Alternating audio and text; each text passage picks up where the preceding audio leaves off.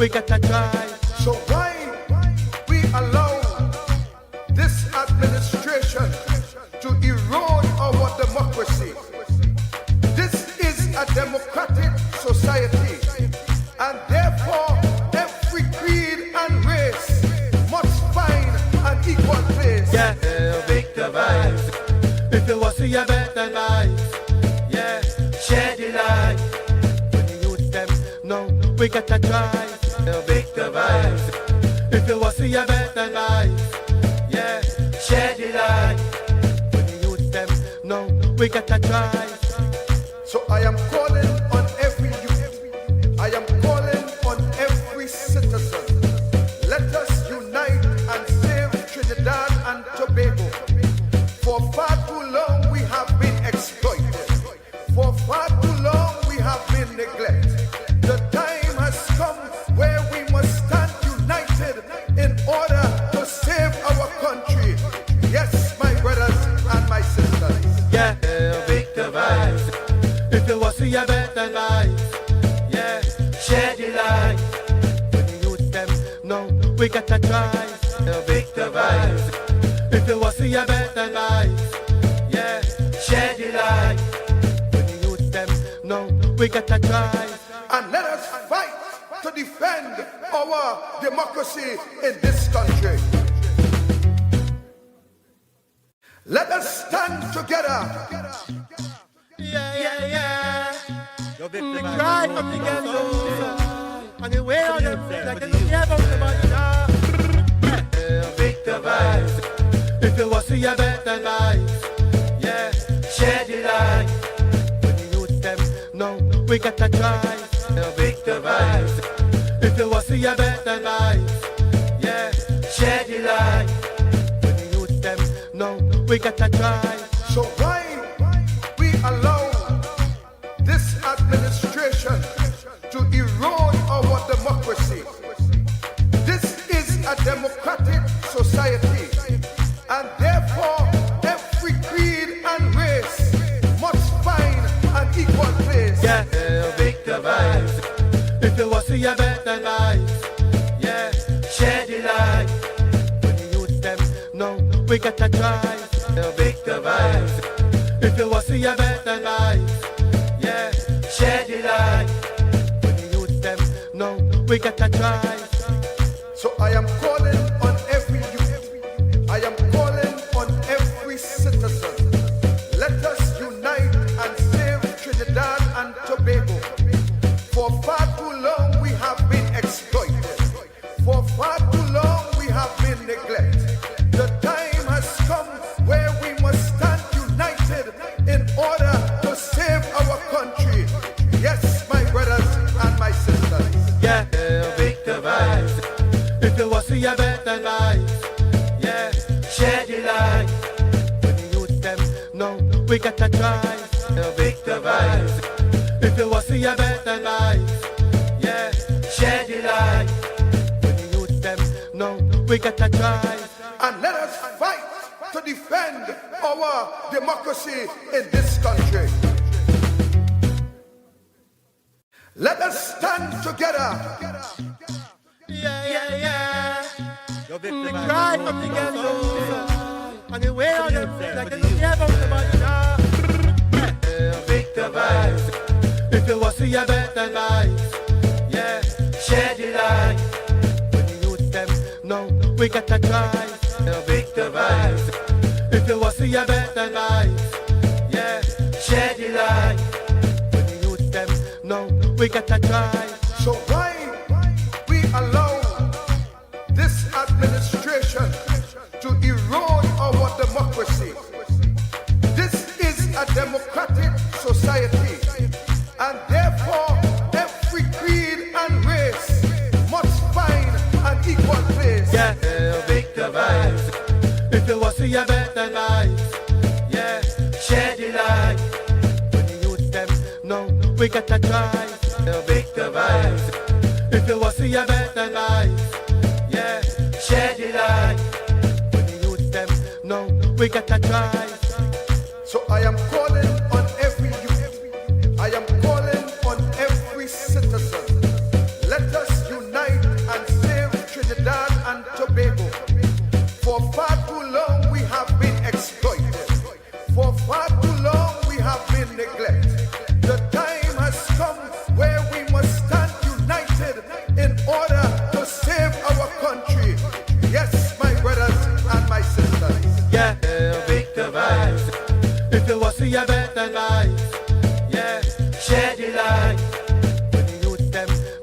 we gotta try to victimize. If you want to see a better life, yeah, share the light. When the youth them know, we gotta try. And let us fight to defend our democracy in on this November country. 6th. Let us stand together. Yeah. The group said this. The cry of the ghetto, and the way on them, like they don't care about the money now. Victimize. If you want to see a better life, yeah, share the light. When the youth them know, we gotta try to victimize. If you want to see a better life, yeah, share the light. When the youth them know, we gotta try. So why we allow this administration to erode our democracy? This is a democratic society, and therefore every creed and race must find an equal place. Yeah, victimize. If you want to see a better life, yeah, share the light. When the youth them know, we gotta try to victimize. If you want to see a better life, yeah, share the light. When the youth them know, we gotta try. So I am calling on every youth, I am calling on every citizen. Let us unite and save Trinidad and Tobago. For far too long we have been exploited. For far too long we have been neglected. The time has come where we must stand united in order to save our country. Yes, my brothers and my sisters. Yeah, victimize. If you want to see a better life, yeah, share the light. When the youth them know, we gotta try to victimize. If you want to see a better life, yeah, share the light. When the youth them know, we gotta try. And let us fight to defend our democracy in this country. Let us stand together. Yeah. The cry of the ghetto, and the way on them, like they don't care about the money now. Victimize. If you want to see a better life, yeah, share the light. When the youth them know, we gotta try to victimize. If you want to see a better life, yeah, share the light. When the youth them know, we gotta try. So why we allow this administration to erode our democracy? This is a democratic society, and therefore every creed and race must find an equal place. Yeah, victimize. If you want to see a better life, yeah, share the light. When the youth them know, we gotta try to victimize.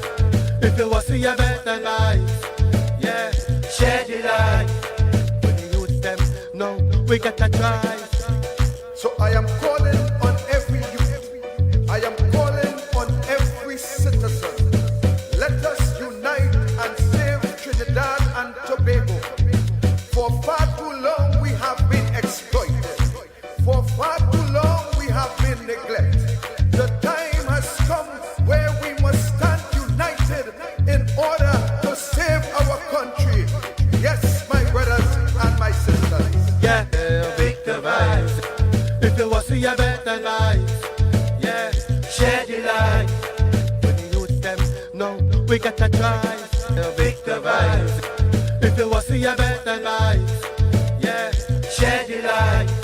When the youth them know, we gotta try. And let us fight to defend our democracy in this country.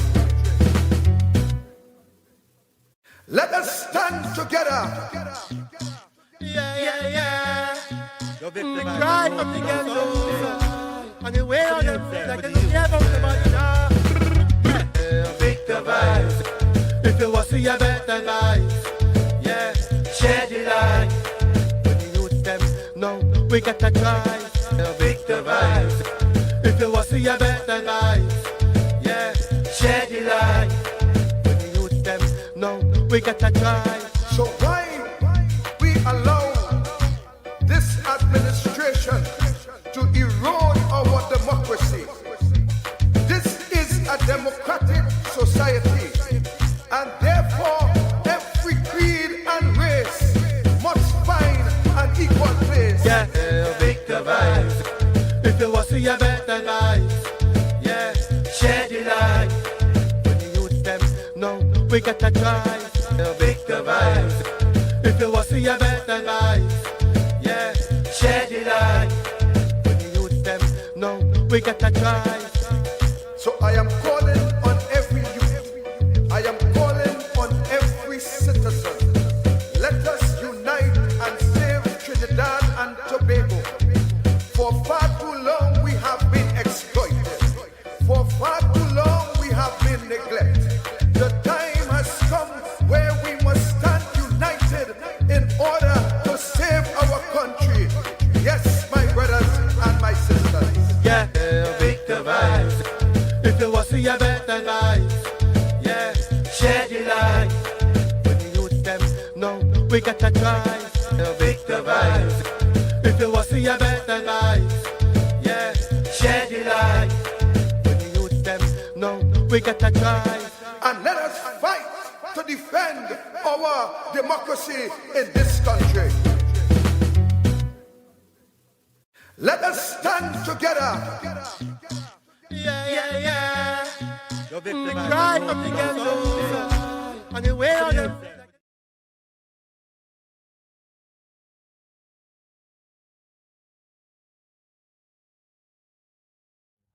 That results in a lot of stoppage in supply, and we have a really dire situation on Lengua Road right now.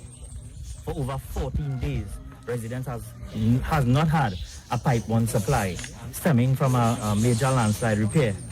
And it is at a breaking point now because I've been getting calls day and day, every day, day in, day out.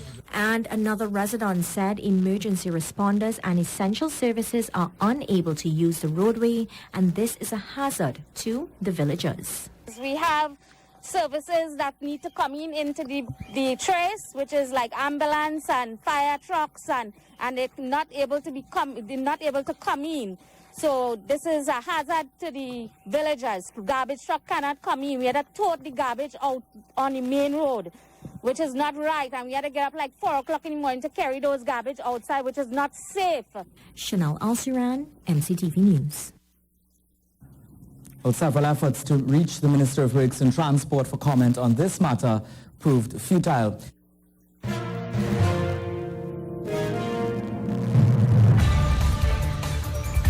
And that's news on U97.5 FM, MCTV, WBHM, the voice of rock, and Fun Radio.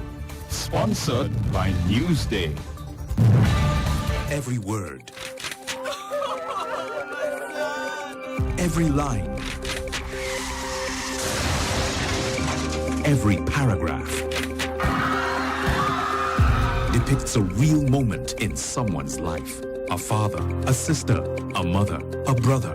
We at Newsday are dedicated to you, the people, and through independent, unwavering journalism, strive to always bring your stories to life, because your stories are more than just words. Newsday, independent and credible.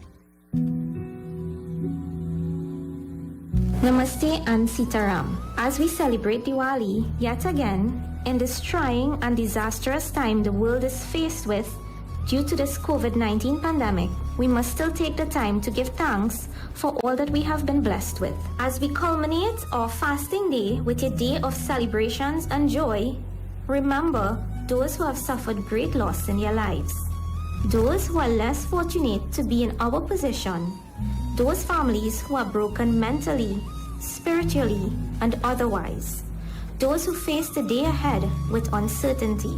When we sit to do our puja, remember and pray that Mother Lakshmi bless those people in a special way and bring joy and happiness, the wealth of health and prosperity to those that are suffering. Bring peace and understanding to those who need it the most. May the lights of the diyas shine through the darkness of not only the night sky, but through the lives of all to bring brightness and hope of a better tomorrow. Share love and hope. Share memories of joy and happy times. Share words of wisdom to encourage those around you. Be the light, be the hope, be the strength, be an example, and be a part of the foundation that those around you can stand firm on. We pray for our leaders of our land that they make the right decisions for the people of our great republic, which is Trinidad and Tobago. We pray that Mother Lakshmi blesses them with wisdom, compassion, and strength to do that which is required to ensure the well-being of our citizenry and especially our children who are the future of our country. May you continue to be blessed. May you continue to be safe and protected. May your heart's desires and wishes be materialized. May you have a life full of happiness, health, and well-being. May you be successful, and most important, may you continue to love and respect your fellow human and be humble and kind as we live harmoniously for a better and brighter tomorrow.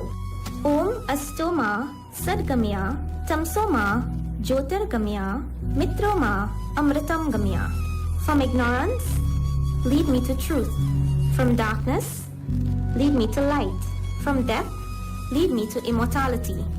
Om Shanti, Shanti, Shanti, Hari Om. Shub Diwali. Douglas politics, we don't get no kicks. Trinidad and Tobago, do we have this thing up to fix? We coming with facts, cut them down like axe.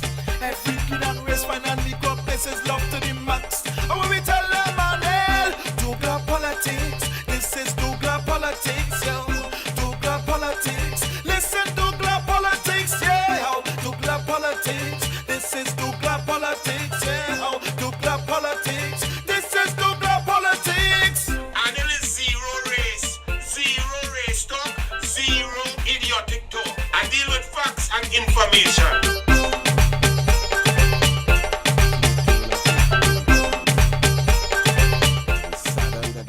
So good evening and welcome one and all to U97.5 FM, hot like pepper, DouglAR Radio. Now you all must be wondering, why is Anil singing so quiet? That is when I real vex.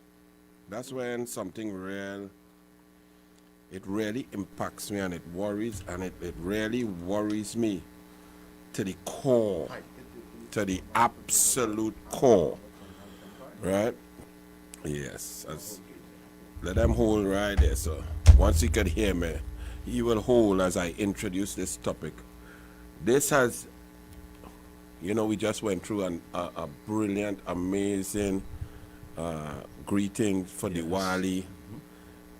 It's a very spiritual time, a very serious time, a very festive time, a happy time, community time, sharing time, unity time. Yes. And unfortunately, the light of Lakshmi Ma has not touched everyone in this society. In Trinidad and Tobago, and some people remember when I started DouglAR politics, they say, but what happened to you, Anil? Where's this DouglAR politics? You want to bring race into politics? Say no.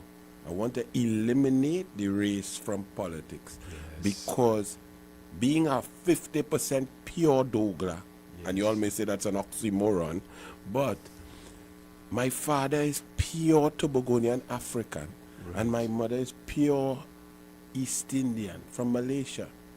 And therefore, there is not an iota subconscious, trickling, conscious, any form of fashion of race with regards to black, African, and Indian in me. It's not possible. It could not be inculcated at any point in time as in my development as a child. Now, being a DouglAR gives me an advantage to talk about certain topics that others may not be able to talk about. I could talk about and let you know that my East Indian brothers in Trinidad and Tobago, their families and communities, for the last 30 years have been doing a fantastic fantastic job in education across the board. They moved from a position 50, 60 years ago of being at the bottom of the heap. They've worked hard and they came up through their leaders, their religious leaders, their teachers, their principals, their parents, their families, the sacrifice, and the hard work has paid off generation after generation. My Trinbagonian East Indian students are doing extremely well.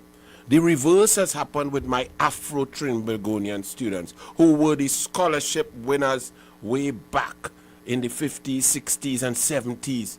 And due to the PNM's policy of not enhancing, recognizing, and encouraging that sort of brilliance and that across the board success in the take off this thing disturbing me there.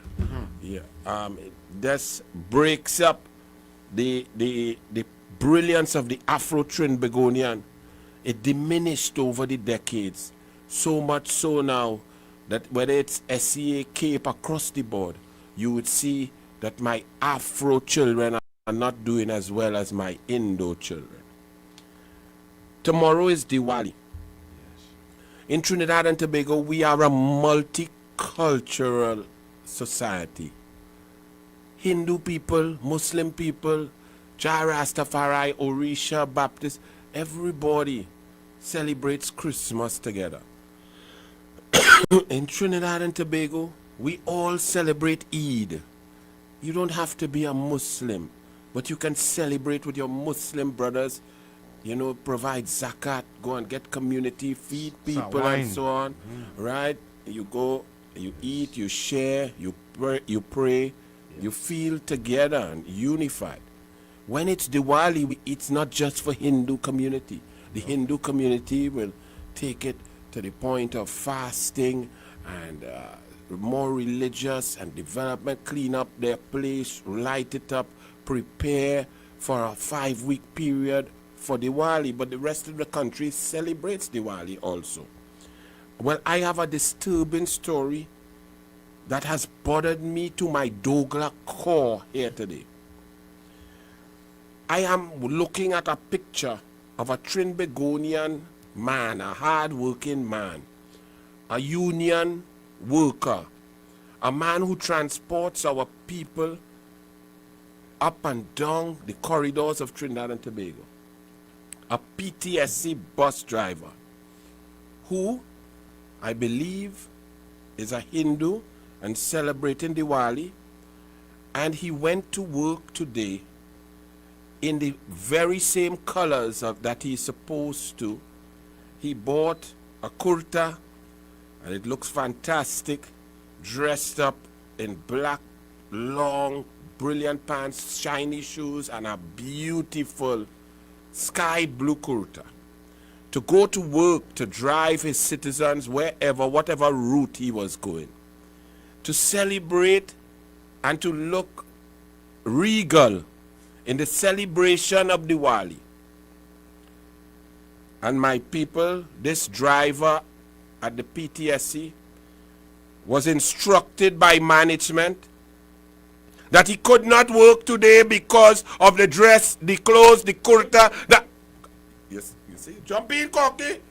What trouble? So you thought I just get vexed and quiet just so?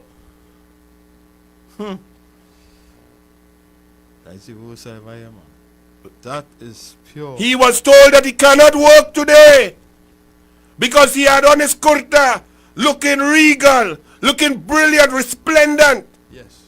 And he was told by management of the PTSC that he could not work today. All you feel is joke. I am joking. I am not joking.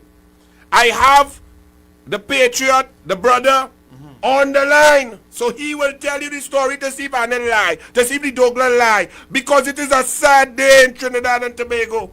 Because we all celebrate. Diwali is an amazing time for the country. And for this PNM management at PTSC to be so insensitive, so disgusting, so ridiculous, to stop a man. And let me tell you, the kurta look 300 times better than that ugly uniform them does wear. With all due respect to my brothers them, eh? You understand what I tell you? That little old time colonial shirt they just have my drivers in. If you see this kurta, Archie or whoever on DouglAR Politics, put up the picture of the driver who went to work today, looking resplendent, regal, brilliant, and was told by PTSC, the PNM PTSC, he can't drive. Good evening, sir. Good evening to everybody. Could you? I want to say, yes, you go ahead. I want to say Shub Diwali, Namaste Sitaram, and good evening to all my brothers and sisters that locked on tonight. Good evening, sir. Talk to me. I gave a little synopsis. The people want to know if I lie. Anil and Mr. Roberts, everybody on the panel and everybody listening. Corky, yes. It is not a lie. It is not a lie. Today I got up this morning, I said my prayers. You know, I was so jubilant. I was ready to go to work. And when I reached there this morning, I dressed, I ironed my clothes, I take my time. I said, let me leave early this morning to reach on time. When I reach in work today now, and I present myself for duty because I went for 8:30 and I was supposed to make the 9 o'clock schedule. They said no. I went to my manager. They said no, you cannot drive with that kurta. They're telling me I supposed to walk with my shirt, take off my kurta, put on my shirt, drive the people bus, and then come back down the road and then put on back my kurta. I was so disgusted. I feel it in my heart. You understand? I feel it in my, it wasn't a nice feeling today at all. And hold on there, Mr. Ryan Ramdat. Hold on. Because I want to let people know, if all you feel is joke I'm making, you could go on the Facebook and YouTube DouglAR Politics and you will see Archie and them put up the picture and look to see if Anil exaggerating. The man, I want to borrow the kurta. The man looking good, looking neat, looking nice in Trinidad and Tobago on the eve of Diwali. You telling me management could be so insensitive to tell a man he cannot work and earn a living for the day because he dress up too nice, because he dress up in kurta and he didn't even wear the wrong colors. That, sir, isn't that the exact same color that the shirt or letters wear to drive? Yes, that is the exact same color. I went out my way over the weekend and I said, you know what, let me look for something that will match the uniform because the management have this kind of dictatorial kind of way with them. They're saying you have to do this and you have to do that. I could tell you our next thing too, comrade. For the past 7 years, we didn't get uniform. And we used to come and do the people's job with whatever we had. Comfortable and do the people's job whatever we had. Wait. And we had no issue. Wait. Pause there, sir. Tell me that part again. So for the last 7 years, sometimes all you did not have uniform and you just wear whatever shirt you have home, neatly pressed and thing to drive? Yes. But somehow today they have a problem with your brilliant kurta in Trinidad and Tobago? I when I hear that this morning, and it wasn't me alone, it was about 8 or 9 workers came this morning, drivers in the authentic traditional Indian wear, and they were told they cannot go back out and drive the people buses. So you know what ended up happening, comrade Anil and comrade Coffee? Yes. The schedules were missed, you know. But they clearly, yes. They sacrificed the traveling public to make a point, and I don't know up to now what the point is.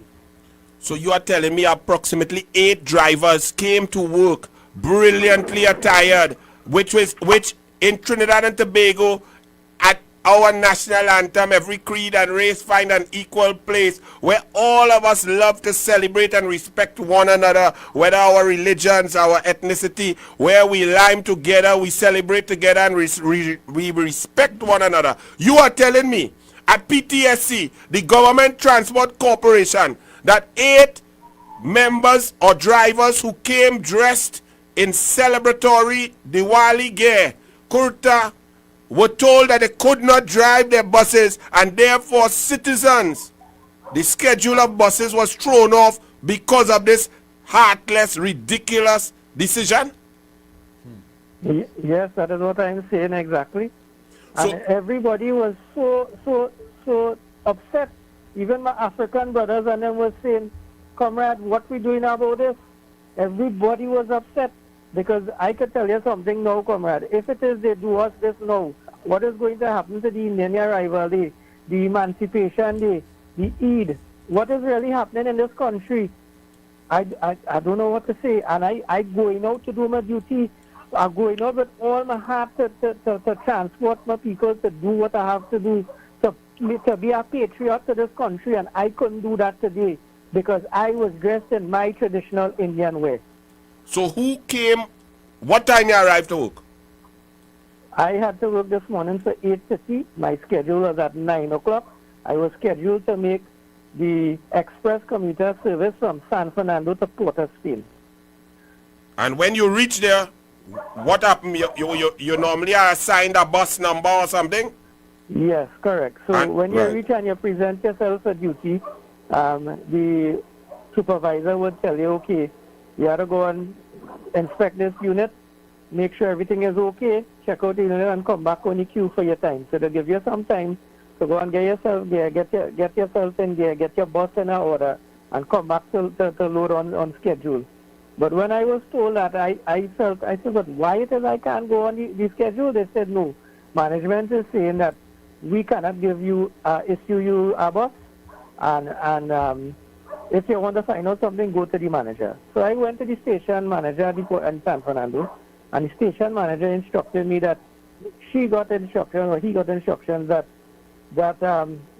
upper management from Port of Spain and the board or whoever it is in charge is saying that is not the uniform, you can't drive with that. So how upper management in Port of Spain know that 1 or 2 drivers, 8 drivers, or some in South and some?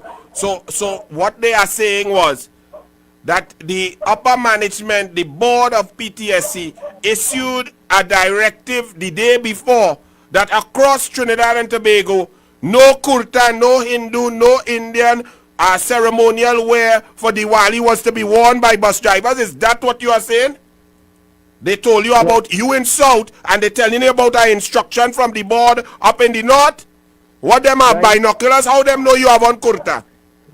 That is a real good question. I don't know what to say, but that is what was instructed. That is what they told me, and that is where I felt disgusted. So I cannot observe my own religion. I am a practicing Hindu. I can't feel comfortable in who I am. I am not a Trinidadian then. I am somebody else. I didn't know what to do. I didn't know if to turn left, if to turn right. I couldn't even drive to go back home later on in the day. Well, my brother, I am not a Hindu, and later on DouglAR Politics at 7:30, I have on my kurta, so me I know what is this going on in this country, that we are so divided, that the PNM will have an instruction issued from a board for national drivers to not wear kurta. What is wrong with Anyway, so take me through. You see what I tell Oli, I was quiet, because this thing hit me. I found out about this about 2 hours ago, and I still in shock. So you were there. You are supposed to drive the express route. When you're reaching Tong, so that will take you an hour and a half, 2 hours at that time, right? What is your job after that when you're reaching City Gate? So when you're reaching City Gate, you discharge your passengers. You enter back the West Gate area. You go on the South Quay, offload your bus. You come in back, you go straight to the sanitation area where the cleaners would come in and sanitize the whole vehicle. Mm-hmm. While that process is taking place, you go across, a driver would go across to dispatch, and dispatch would give you instructions again. Okay, well, this is your schedule to head down back south. So they would give you a time now to go back on the queue, to reach back on the queue, to load, and head down back to San Fernando. When you reach back San Fernando, the process does again, so you make your 2 schedules for your day.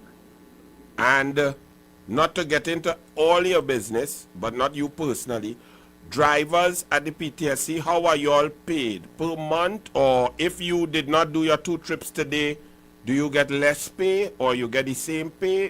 What's the position? Well, to be honest with you, the union did embark on discussions with management, and it was agreed that whatever the case may be, because during the COVID we are being paid flat 8 hours. So that is a guarantee. For the COVID, right. Yeah. And so you stayed, you were not allowed to take up your shift. So you stayed in South. What did you then do? Did you make further inquiries, and when did you realize that this was a firm policy? When, because 2 hours later I still in shock. So when did the shock subside and you realized that this was a management decision, a directive from the board of PTSC? No, to be honest with you, I put one and one together coming down about an hour and a half or 2 hours after, and I was like, but what really happening? Because I wasn't so in shock. I didn't know what to do. I just sat down there. I thought, well, I would, I guess, with the instructions. But then when I went back and I found out, hey, no, they say you can't drive. And I was like, but why? And that's when I decided to go and ask the manager at the depot, all right, what is really happening? Why I cannot drive? The manager made a call to the operations manager now. And the operations manager on speaker said, no, once you're not in uniform, you are not allowed to operate the people buses. And the only thing I didn't have on was the PTSD shoes. I had on the PTSD shoes, the pants, everything. Yeah, but your kurta look better than that PTSD shirt. But let me also tell you, Tammy Trim from Canada says, OMG, I work in the healthcare department in Toronto, Canada, and it is so amazing to see how all our staff wearing Indian wear, too much discrimination in this country. Well, sir, thank you very much. I'm going to get on to Rudy Indar Singh, the Labour man, the Member of Parliament for Couva South. I must apologize on behalf of the people and the country for the disrespect shown to you and the disrespect shown to the Hindu community today, and to all the PTSC drivers who were not, and how our people would have enjoyed their drivers looking good in their kurta and looking good in their wear. I am confused. I can only say, sir, try not to let that dampen your Diwali. Shubh Diwali to you and your entire family. God bless. Thank you, sir. Thank you, comrade. Have a great evening. Yeah, Shubh Diwali again to everybody. Shubh Diwali. All right, while I talk here, I'm going to sum up. You call MP Rudy Indar Singh, please. Let me get on to Rudy Indar Singh, because I need Rudy Indar Singh to explain this to me. Because I'm telling all you, I on radio about 24 years, me a cuss yet. But this is a very sickening thing. Michael McIntyre, good evening. This is why the 1970 revolution happened. Somebody ball I go cuss here. Look a beautiful picture Archie put up, boy. Hey, look your boy there. With the Honorable Prime Minister Kamala Prasad Bisesa and all the ministers in their kurta and their Diwali wear, the ladies looking absolutely stunning. And all over the public service, we enjoy Emancipation Day when our people, our workers dress up and celebrate. We enjoy Eid when the Muslim community come out and they celebrate hijabs and so on, and we all look and admire our different people, our ethnicities, religious, and we celebrate together. Diwali, one of the beautiful things about Diwali, other than the community and the prayer and the religion and the festivity and the food, is the dress, the saris, the wear, the kurta. And here it is in Trinidad and Tobago today.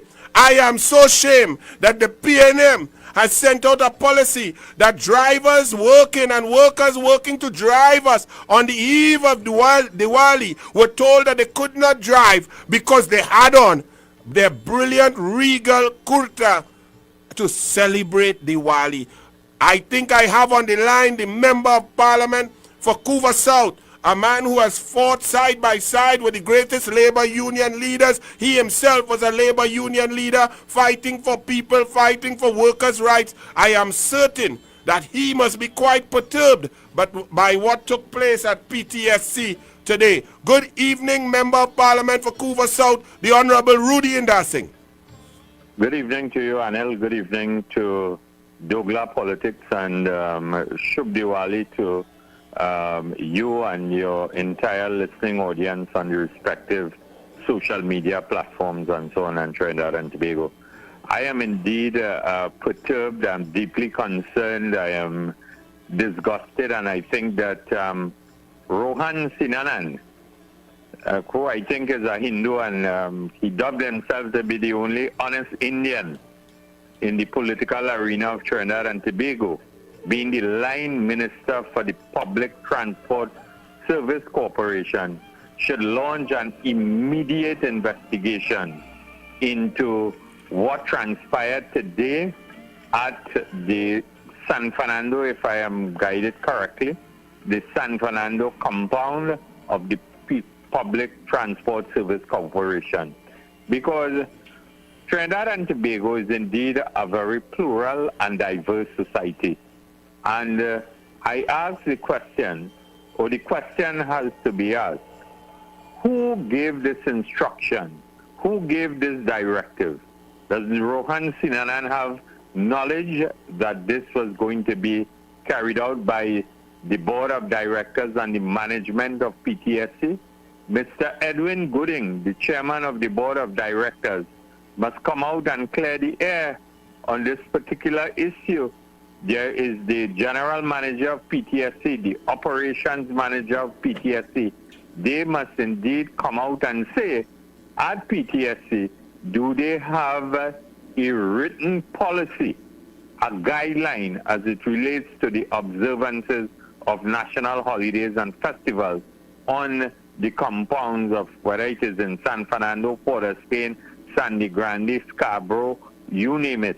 Clear the air on whether people have the right, because I know of a fact, and you can guide me to Anil, you have been a member of the House, you have a member of the Senate, and for any religious observance in Trinidad and Tobago, a member could go into the Parliament with traditional wear, whether it is East Indian, African, Muslim, Hindu, Orisha, Baptist, you name it, for Diwali, for Eid, for emancipation, for Shouta Baptist, and so on. So I am really taken aback where this particular policy emanated from and on whose instruction. The Prime Minister, too, must clear the air, because at the end of the day, PTSC is a state enterprise. It doesn't belong to any private citizen to give private instructions. And this is why I am deeply appalled, I am flabbergasted, I am disgusted at the treatment that was handed out to, is it Mr. Ryan Ramdat and the other bus drivers on the San Fernando compound of PTSC. I don't know what is the order of the day for Eid, for Shouta Baptist, for Emancipation, and other religious observances. And I am really asking Minister Rohan Sinanan, he must launch an immediate investigation and clarify. And if disciplinary procedure or proceedings have to be initiated against anybody in management, and I think that they owe Mr. Ryan Ramdat and the other bus drivers a deep apology, and corrective action should be pursued by Rohan Sinanan, the Minister of Works and Transport. Well, Rudy, I think we will have to investigate further, because from what I just interviewed Mr. Ryan Ramdat Singh, he said that he was told the instruction came from the board up in the north. And I am saying, while we are hearing the initial reports about 8 drivers in the Southland, we want to find out if this occurred across the board, across the entire country, because it is deeply disturbing, as you said. Yes, I fully endorse what your position on this, because from where I sit and given my experience in the labor movement, the employees of the Public Transport Service Corporation, PTSC, they are represented by the Transport and Industrial Workers Union, TIWU. And I would ask if Mr. Ramdat and his other colleagues in San Fernando are indeed members of TIWU, the recognized majority union, they must not let this matter rest.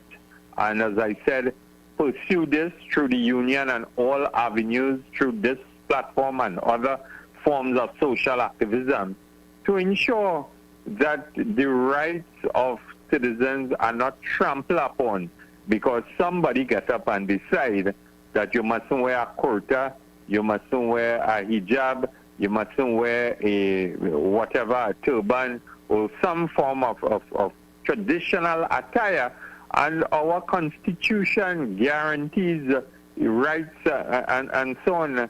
And we have that right of freedom of movement, freedom of association, and so on. And I would hate to think that Rohan Sinanan, as the Minister of Works and Transport, will remain silent and allow this act of what I would call infringement of one's constitutional right to go unnoticed at the PTSC. State entities, I know you have been a former Minister of Sport and so on, and all state entities under your watch, I'm sure, was allowed freedom of religious observances and so on whenever it occurred on our calendar of events, and this would have been unheard of under a government led by the Honorable Kamla Prasad Bisesa. Now, Rudy and Darsing, can we also depend on you to ask it, Rowley, in the Parliament, in the lower house, this very question? What was this policy? Was it a policy? Who gave the instruction? How did it come about? What was the idea? What was the thinking? So, and make him answer, because I can tell you, sir, that this country is more divided than ever before. We are seeing geographic discrimination. We are seeing religious discrimination. We saw where rivers remained closed while beaches were open. We saw that the Hindu religion in the COVID-19 protocols was discriminated against, even in taking care with respect of their dead and open pyre cremation, Rudy and Darsing. This is not a very good place to be in on the eve of Diwali. This is not, and you have provided your listening and viewing audience with very glaring examples where persons' rights have been infringed upon under the government of Prime Minister Dr. Keith Rowley, and this is why the leader of the opposition and members of the opposition, when the motion that the leader of the opposition filed as it relates to under Section 36 of the Constitution, as it relates to the impeachment of the President and to facilitate an open debate in the Parliament, it was not mics were muted, the freedom of speech was suppressed, the right to engage in a meaningful debate, because the facts are still there, where one will have to continue to ask the question, did the President of the country facilitate the return of a merit list, or the merit list being withdrawn as it relates to the appointment of a police commissioner? Trinidad and Tobago does not have the mechanism at this point in time in terms of a police service commission. Why did the chairman of the police service commission in the former chairperson Bliss Prasad resign? Why did the commissioners resign? Why did the merit list, which ended up in the Office of Her Excellency, was withdrawn? Why was the high official allowed to meet with the president and then the list was withdrawn? This is the behavior that should be investigated, and independent senators who swore to uphold the Constitution of this country should be asking the question, not about the behavior of the opposition. The opposition was well within their rights through the leader of the opposition and also all members when the meeting took place on that dark Thursday, that dreaded Thursday, that dictatorial Thursday in the Parliament. The independent senators and all these independent commentators marching up and down Trinidad and Tobago, parading themselves, when we know the majority of them are what we would call subtle PNM supporters.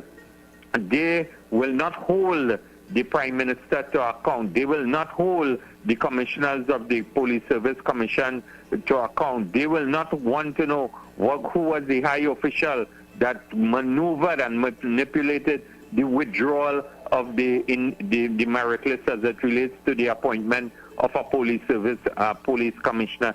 These are the things that we are talking about from a constitution point of view, upholding the oath of office that we all took in the parliament of this country. And that is why you are quite right by pointing out these examples where the Constitution and the rights of citizens are being trampled upon.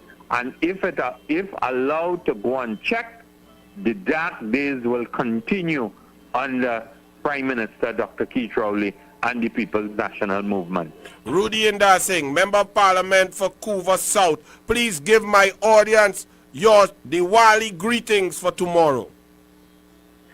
I pray that whilst we exist in a very dark and one of the darkest periods in our country's existence since political independence in 1962, Diwali is a time of families bonding, communities bonding, and by extension, our country.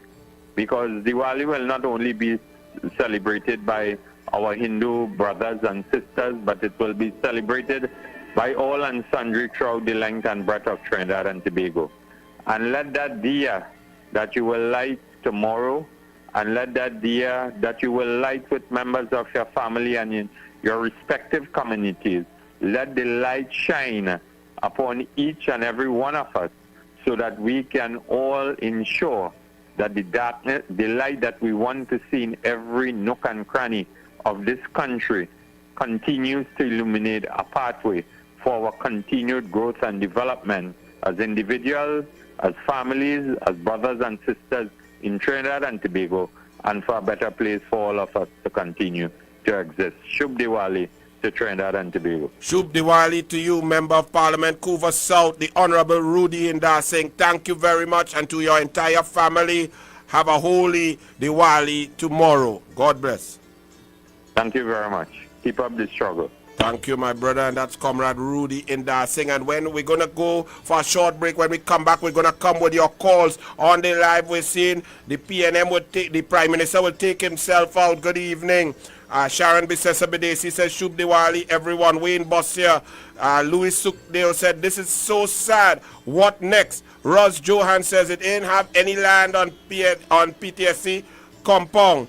And Tommy Mohammed said good night, Anil and Corky and all the listeners. So we take a short break, and when we come back, 218-7762. This is a terrible event that took place today on the eve of such an auspicious, brilliant, spiritual occasion. My PNM, y'all do everything wrong in this country. If y'all cannot handle it, come out. If you cannot love everyone and respect everyone and live with discipline, tolerance and production, come out, the people leadership, and go in peace. But do not come and affect everyone else, everyone who's trying to be together, to unite and to respect one another. Once you see a PNM, it's a bacchanal and disrespect. Corky, run the ads, we coming back. We have been exploited. For far too long we have been neglected. The time has come where we must stand united in order to save our country. Yes, my brothers and my sisters. Yeah, Victor vibes. If you want to see a better life, yeah, share the light. When the youth them know we gotta try. Victor vibes. If you want to see a better life, yeah, share the light. When the youth them know we gotta try. And let us fight to defend our democracy in this country. Let us stand together. Yeah. We cry from together. And the way on them like they don't care about the money now. Victor vibes. If you want to see a better life, yeah, share the light. When the youth them know we gotta try. Victor vibes. If you want to see a better life, yeah, share the light. When the youth them know we gotta try. So why we allow this administration to erode our democracy? This is a democratic society, and therefore every creed and race must find an equal place. Yeah, Victor vibes. If you want to see a better life, yeah, share the light. When the youth them know we gotta try. Victor vibes. If you want to see a better life, yeah, share the light. When the youth them, no, we gotta try. So I am calling on every youth.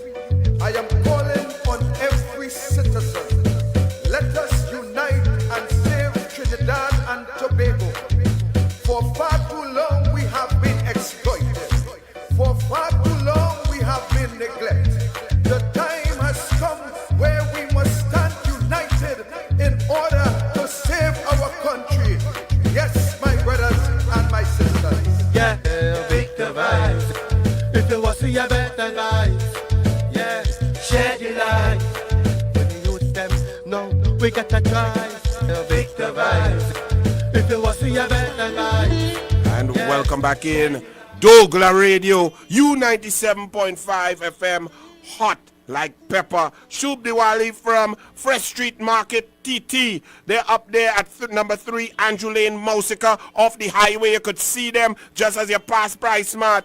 Check them out for the best value, the best grocery. Fresh Street Market with special Shub Diwali sale continues after Diwali. Call them at 240-7612 and they're open from 7:30 a.m. to 7:30 p.m. But tomorrow is a public holiday, so they'll be open from 8 a.m. to 6:30 p.m. Check out Fresh Street Market TT. We're taking your calls now. 218-7762. I am very sorry, but this was so depressing for someone like me who believes, loves, and respects everybody and every religion and every ethnicity to see this disgraceful act by the PTSC board.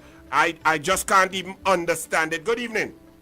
Good evening to Mark Choka and Sadaroti, and Shub Diwali to all my brothers and sisters. Shub Diwali, my brother. Every citizen of Trinidad and Tobago. Mr. Roberts, Mr. DouglAR, there is another issue discriminatory just as that bus driver. You remember a fella by the name of Idi Amin? Yes. From Uganda? Yep. You remember what he did? He was both discriminatory and racist. We have a head of a union, the Health Nurses Association. And you know what he said? He said they should start keeping the places yes, in the ICU. Yes. For only for vaccinated people. I don't know if he went mad. Like he didn't take his blue tablet today. I think he went mad. Yes. I couldn't he believe. Should be fired forthwith. And I'm going to tell citizens of Trinidad and Tobago where he's coming from. You know, in the budget, they give them a little kankada by words that the Minister of Health say, we go fix up all here. That's words, that you could... No, he said that they could begin negotiation. They get it. Last week, you had a nurse singing for her supper, saying they're overwhelmed and all kind of thing, and there's so much people. Then he come now, the ED and Stuart Morton him, come and say that thing. That gave me so... I don't want to use the word... Now, do you remember... Yeah, you know why you're so correct? Just about 7 to 12 weeks ago, this same nurses man was complaining because the PNM Davlin Thomas and Convent Girl had withdrawn by memo their uniform allowance and another allowance that nurses were getting.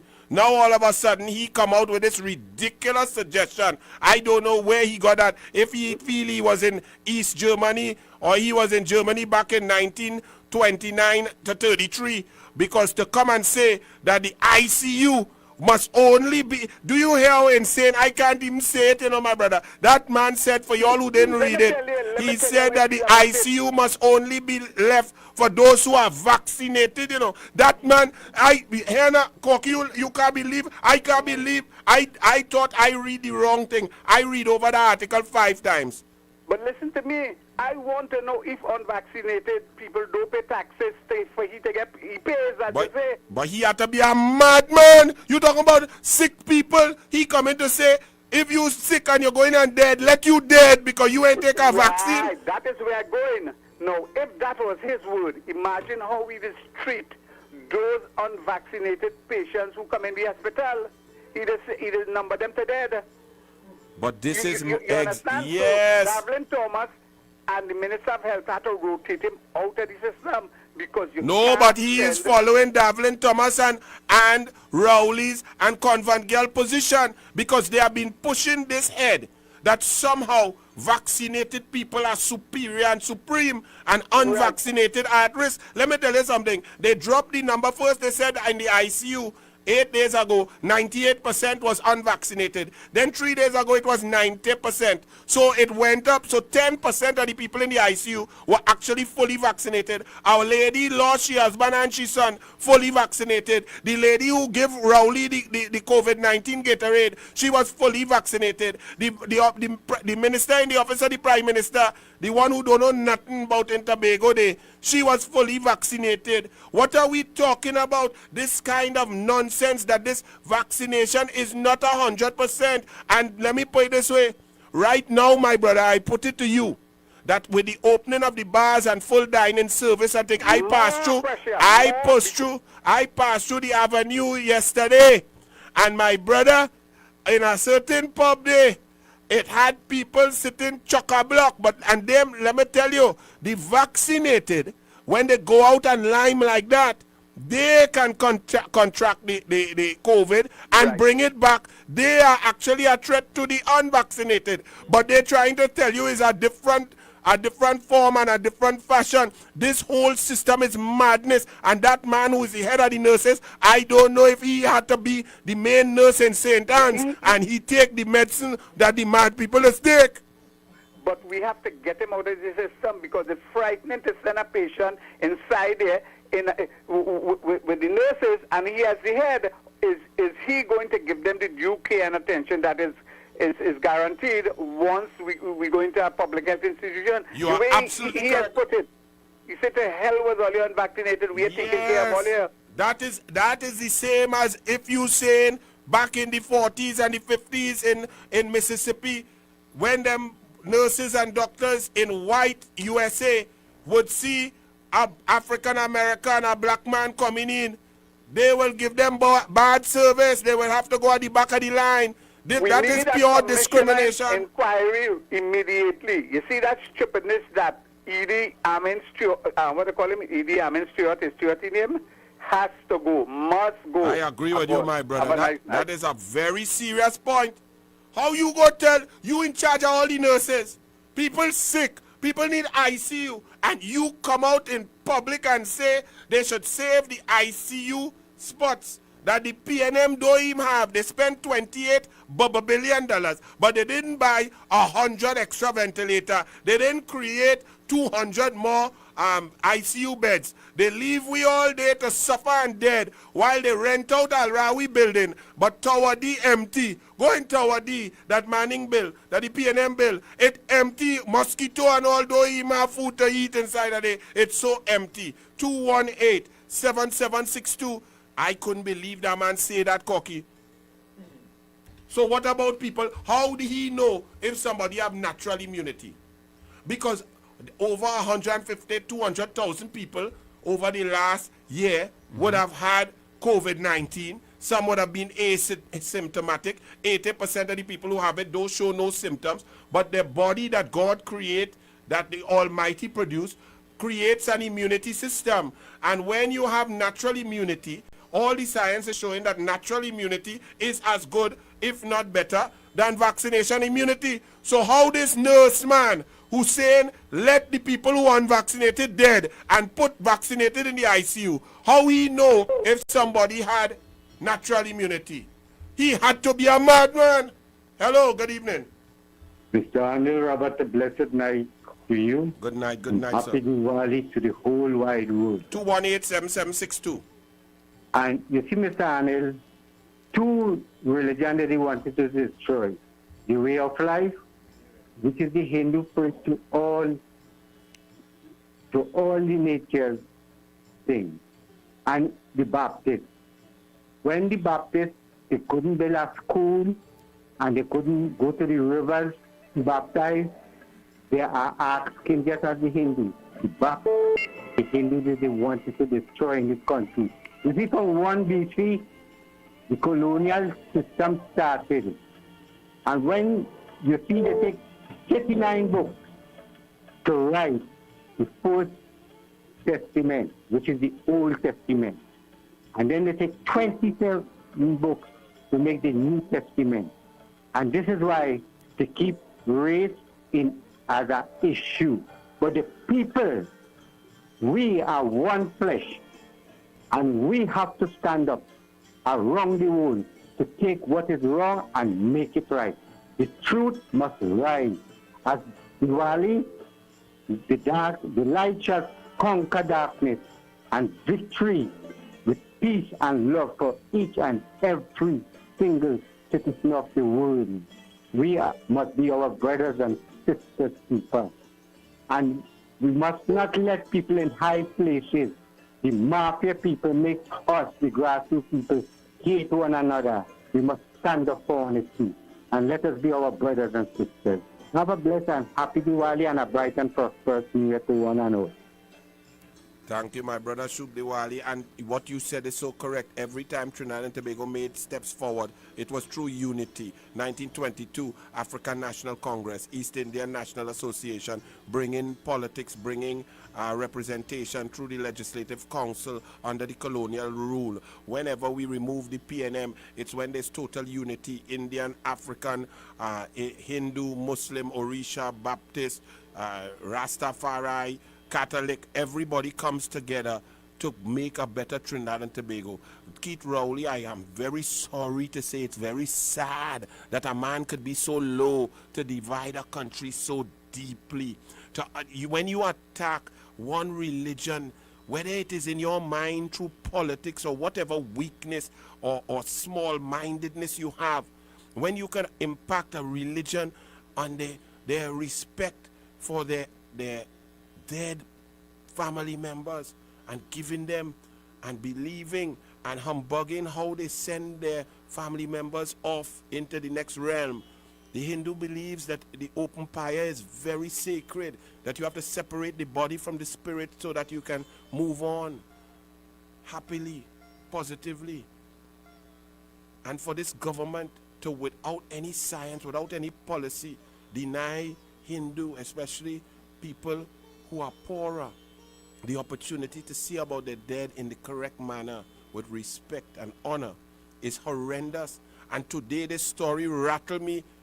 Today is my daughter's birthday.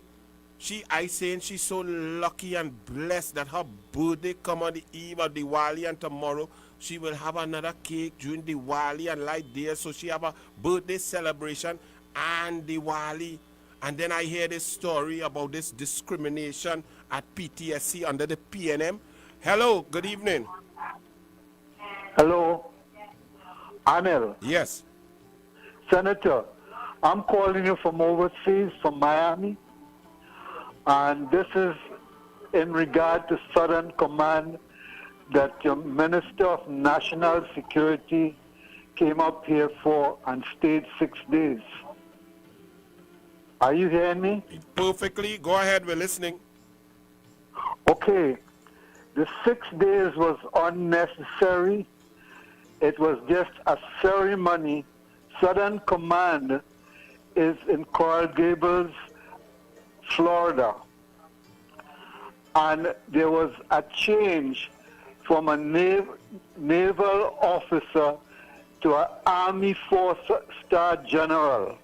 The ceremony takes like 2 hours, and he spent 6 days in Florida, and it was absolutely unnecessary.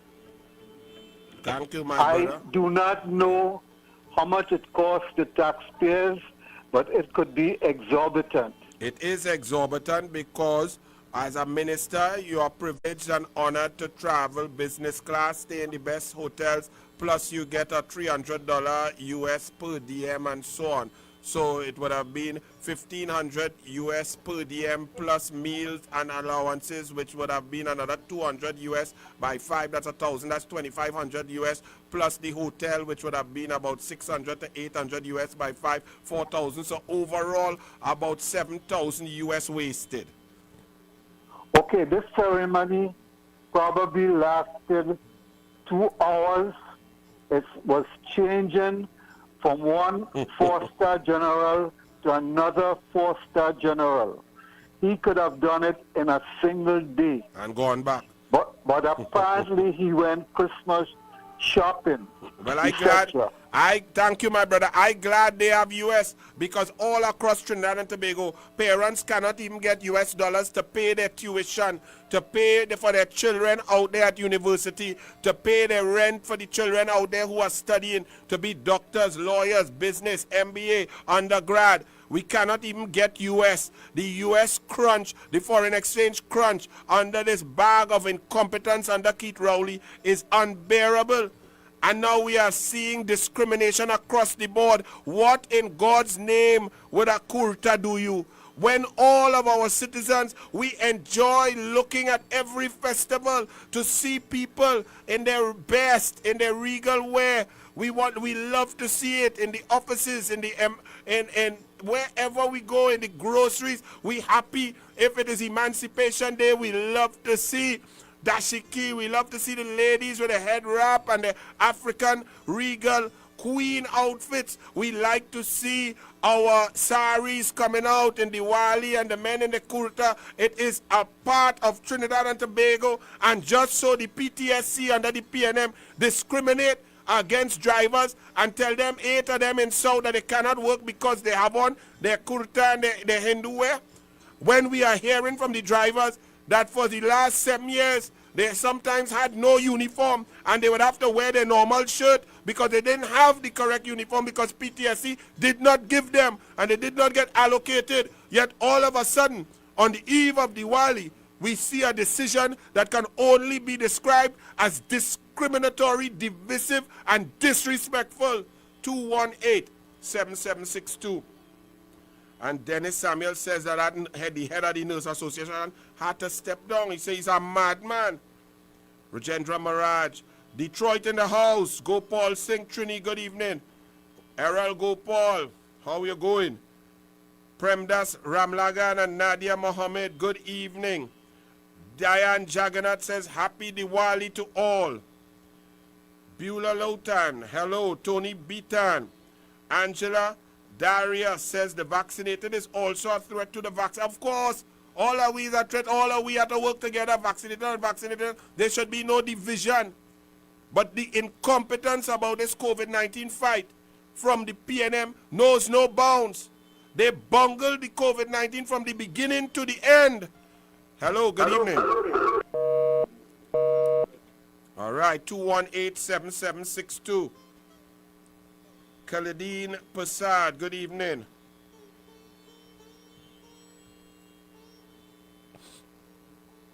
Savitri Palad, good evening. Good evening. How are you? Shub Diwali. Oh Lord, this one hard. Chan Budu says, Anil, well, I could say that my son was left to die. He died on 13th of October. Condolences, condolences. Oh Lord, that is not an easy thing. That is pressure. Yes. I don't know what that one, I don't know why I read that one. I mean, I had to read it, but yes. I can't even imagine your pain. Condolences, condolences, my brother. Yes. Good evening, good evening. What going on there? 218-7762. I ain't think I do anything wrong. No, the person hung up. Don't hang up, talk. Good evening, good evening, good evening. And in 15 minutes, we are going live, simulcast, live on YouTube, DouglAR Politics, Facebook, DouglAR Politics, U97. We're going to transform DouglAR Radio into DouglAR Politics in 15 minutes. Shub Diwali. All you don't want to miss it, share the live. It's going to be hot. Like pepper.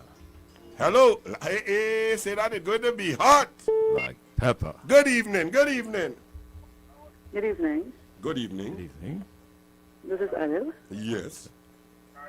I want to talk to you, but I want to get a number to talk to you, call you. Like after your show, probably tomorrow. All right. Well, what could you call back at 9 p.m. after 9, and Corky will give you a number that you can message me. Okay. All right. And why are you sounding so sad? What's wrong? No, I'm not sad. I'm not sad. I'm happy. I'm looking at you. How could I be sad? So,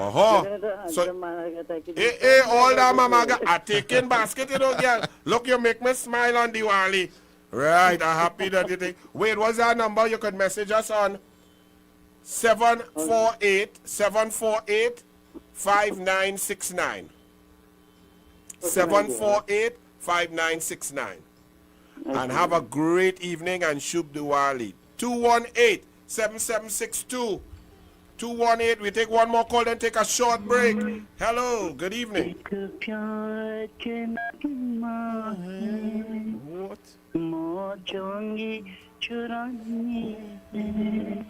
जिंदगी और कुछ भी तेरी मेरी कहानी है Shub Diwali to Anil Roberts, Coffee Beach, and everybody.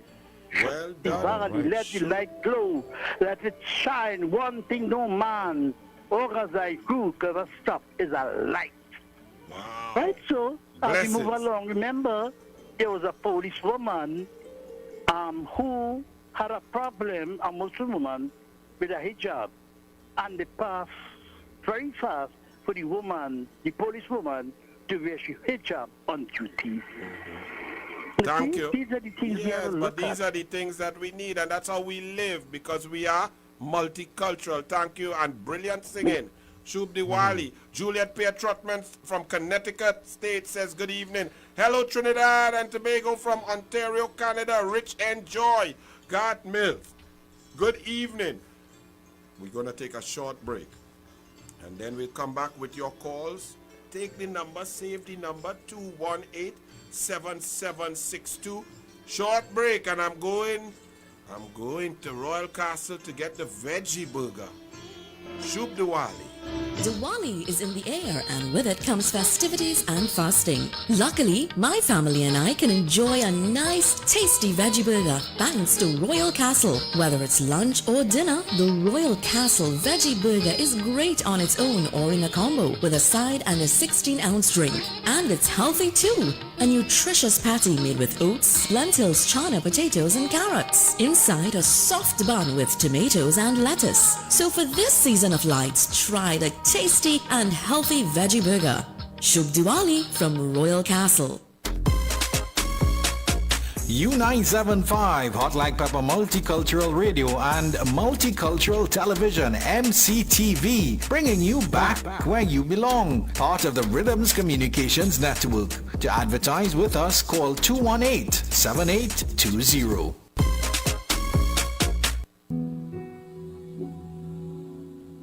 Namaste and Sitaram. As we celebrate Diwali yet again, in this trying and disastrous time the world is faced with due to this COVID-19 pandemic, we must still take the time to give thanks for all that we have been blessed with. As we culminate our fasting day with a day of celebrations and joy, remember those who have suffered great loss in their lives, those who are less fortunate to be in our position, those families who are broken mentally, spiritually, and otherwise, those who face the day ahead with uncertainty.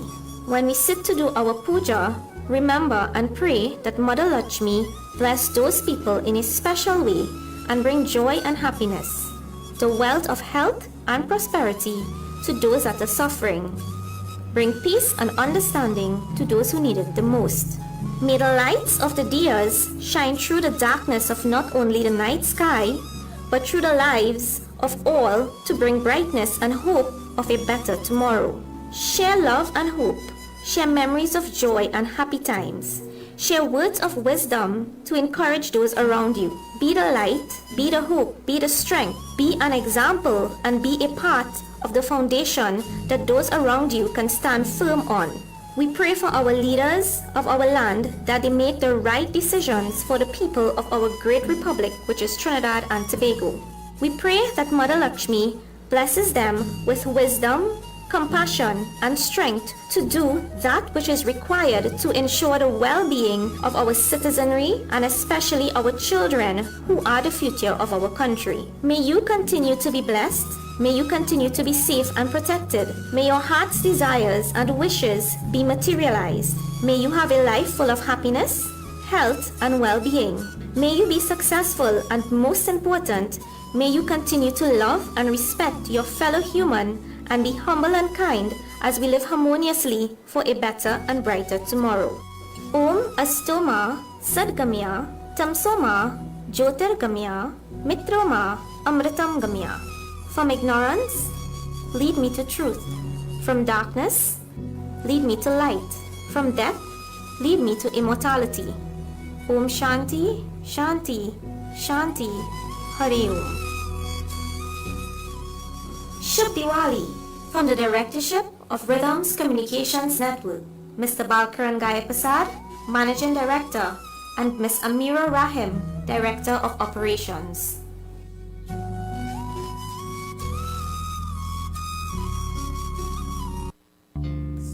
And welcome back to U97.5 FM, hot like pepper. And in 8 minutes, we are going to cross over to DouglAR Politics Studios, Atlantic Studio, where Archie has the live stream up, YouTube, Facebook, and we will be live on U97.5 as DouglAR Radio transforms into DouglAR Politics. I just got some very sad news. It is depressing. Corky. What is it, boy? Mr. Vishnu Gopal Maharaj has sent a message on the Facebook. Yes. I'm going to read it. All right. Anil, the chairman of PTSC, is a Mr. Edwin Gooding, a former teacher at Fatima College, your alma mater. He has brought shame and disgrace to a noble institution. Mr. Vishnu Gopal Maharaj, if what you are saying is true, I am totally ashamed. At Fatima, we were taught, when I went in Fatima in 1980, I had 2 years of Mr. Clive Pantin as principal, and then Mr. Mervyn Moore. We have Father Gregory, who's the principal now. He was my prefect in 1980. All the teachers, all the staff, Mr. Harry Ramdas, Mr. Romero, come across the board. Miss Humphrey, who taught French, every single Miss Wills, Miss Gonzalez, they all taught us to love and respect every single human being. In Fatima, we had every religion, every race, every ethnicity, everybody. And we lived together, and that's part and parcel of why I am how I am, and I respect everybody across the board. Only time you want war, if you want war with me, well, you go get war. Me ain't go start no war. But if you want war, and you want to suffer other people, then I in that war. I go buy that fight. I drinking medicine for that. But if what Mr. Gopal has said here, he said, Anil, the chairman of PTSC, is a Mr. Edwin Gooding, a former teacher at Fatima College. Well, a shame! Cocky, a shame! If that's true, a shame! For all my Fatima brothers and things, a shame! May Gooding come out the people think, boy! Where you learn that? Where you learn that? In Fatima with Diwali, we had to go read Diya, we had to write essay, we had to read and study about Lakshmi Ma, we had to learn about the Hindu religion, we must learn about the prodigal son in the Hindu, we learn everything in Fatima, they teach you everything. Yes, it's a Catholic school, but Muslim, when Eid come, we have to learn, we have to read, we have to understand. Our Muslim brothers would lecture and show us in the classroom. We have to learn and love everything. So Mr. Edwin Gooding, your whole PNM, so even PNM cult does even take the goodness of Fatima out of you. Imagine that. Well, a shame here to this evening. A shame for my school. A shame for my alma mater. You go and send a directive from the board of PTSC, the PNM board, to tell drivers who are dressed immaculately in their regal kurta that they cannot serve the people because of how they dress. You fasten out a place, resign your crown, and I wish we could scratch you out of the records of ever having anything to do with Fatima College, boy. All you had to be mad. This country, we are lost. We have a set of clowns. Where the PNM just find them from? Them just go and dig up in the drain, in the gutter to find clowns. I don't know where they find them. And this one from Fatima, well, a shame. Let me take one more call there. Good evening. Hi, good evening, Anil and Cookie. Good evening. Let me load on the radio. Yes, that's all right. And your radio shouldn't be so loud, my mouth big. This is Sandra Mangal of Kelly Village County. I just like to say wish you and 97.5 FM a very happy and holy and safe and blessed holy Diwali tomorrow. And God bless you all are my family. Right? Fantastic. I do appreciate you all very, very much. I love you all very, very much. And we love you too. Thank you. Yeah, I like to say one thing. Yes. It has surprised me what this Prime Minister did today, or whatever he did today, about the bus drivers. Well, because not the Prime Minister, but he's in charge, yes. His appointed board. Right, I know. But you see, right through, since the community doing chippiness, I mean, I'm sorry to use that word, but right through doing chippiness to this country. No, I like that and word. to the poor people. Doing to the poor chippiness is people. right. And to the poor people and suffering people to do well chippiness. And I think time enough people come in and talk and express themselves, their opinions, you know. Yes. Thank you, my dear, and God bless. This And let me tell you, did today, or whatever he did today, about the bus drivers. well, because not the Prime Minister, but he's in charge, yes. His appointed board. Right, I know. But you see, right through, since the community doing chippiness, I mean, I'm sorry to use that word, but right through doing chippiness to this country. No, I like that and word. to the poor people. Doing to the poor chippiness is people. right. And to the poor people and suffering people to do well chippiness. And I think time enough people come in and talk and express themselves, their opinions, you know. Yes. Thank you, my dear, and God bless. And let me tell you, did today, or whatever he did today, about the bus drivers. well, because not the Prime Minister, but he's in charge, yes. His appointed board. Right, I know. But you see, right through, since the community doing chippiness, I mean, I'm sorry to use that word, but right through doing chippiness to this country. No, I like that and word. to the poor people. Doing to the poor chippiness is people. right. And to the poor people and suffering people to do well chippiness. And I think time enough people come in and talk and express themselves, their opinions, you know. Yes. Thank you, my dear, and God bless. And let me tell you, did today, or whatever he did today, about the bus drivers. well, because not the Prime Minister, but he's in charge, yes. His appointed board. Right, I know. But you see, right through, since the community doing chippiness, I mean, I'm sorry to use that word, but right through doing chippiness to this country. No, I like that and word. to the poor people. Doing to the poor chippiness is people. right. And to the poor people and suffering people to do well chippiness. And I think time enough people come in and talk and express themselves, their opinions, you know. Yes. Thank you, my dear, and God bless. And let me tell you, did today, or whatever he did today, about the bus drivers. well, because not the Prime Minister, but he's in charge.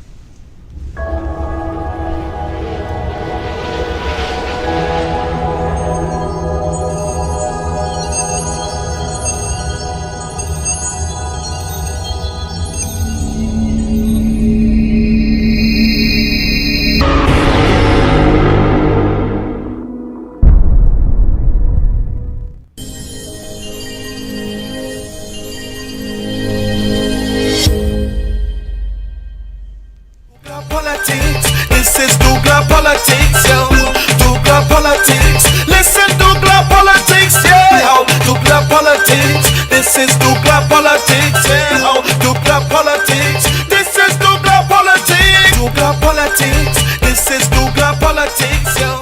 DouglAR politics. Good evening and welcome to DouglAR Politics, November 3rd. I thought it was just a special day for me because my youngest beautiful daughter, brilliant, loving, courteous child, Anaya Patricia after my mother, Pat Roberts, Anaya Patricia Roberts, turned 7 today.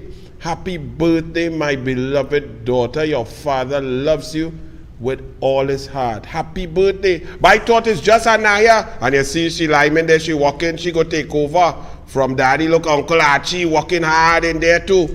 But then I realized it's Alan Karim birthday too from the DouglAR Politics family. Happy birthday, Alan Karim. But then I said, it's Vishnu Kun and his wife Charmaine. Their 31st anniversary today. DouglAR Politics, we should have a party, but we are on lockdown, shut down, and broke down. Happy anniversary to Mr. Vishnu Kun and his wife Charmaine. Oh Lord. And then I thought it was done, but my brother from another mother, my boy from radio, one of the baddest DJs out, Jamun Mendoza. Happy birthday, my boy. Happy birthday. He outside, but he still log on to the DouglAR Politics. Happy birthday. Happy Earth Strong.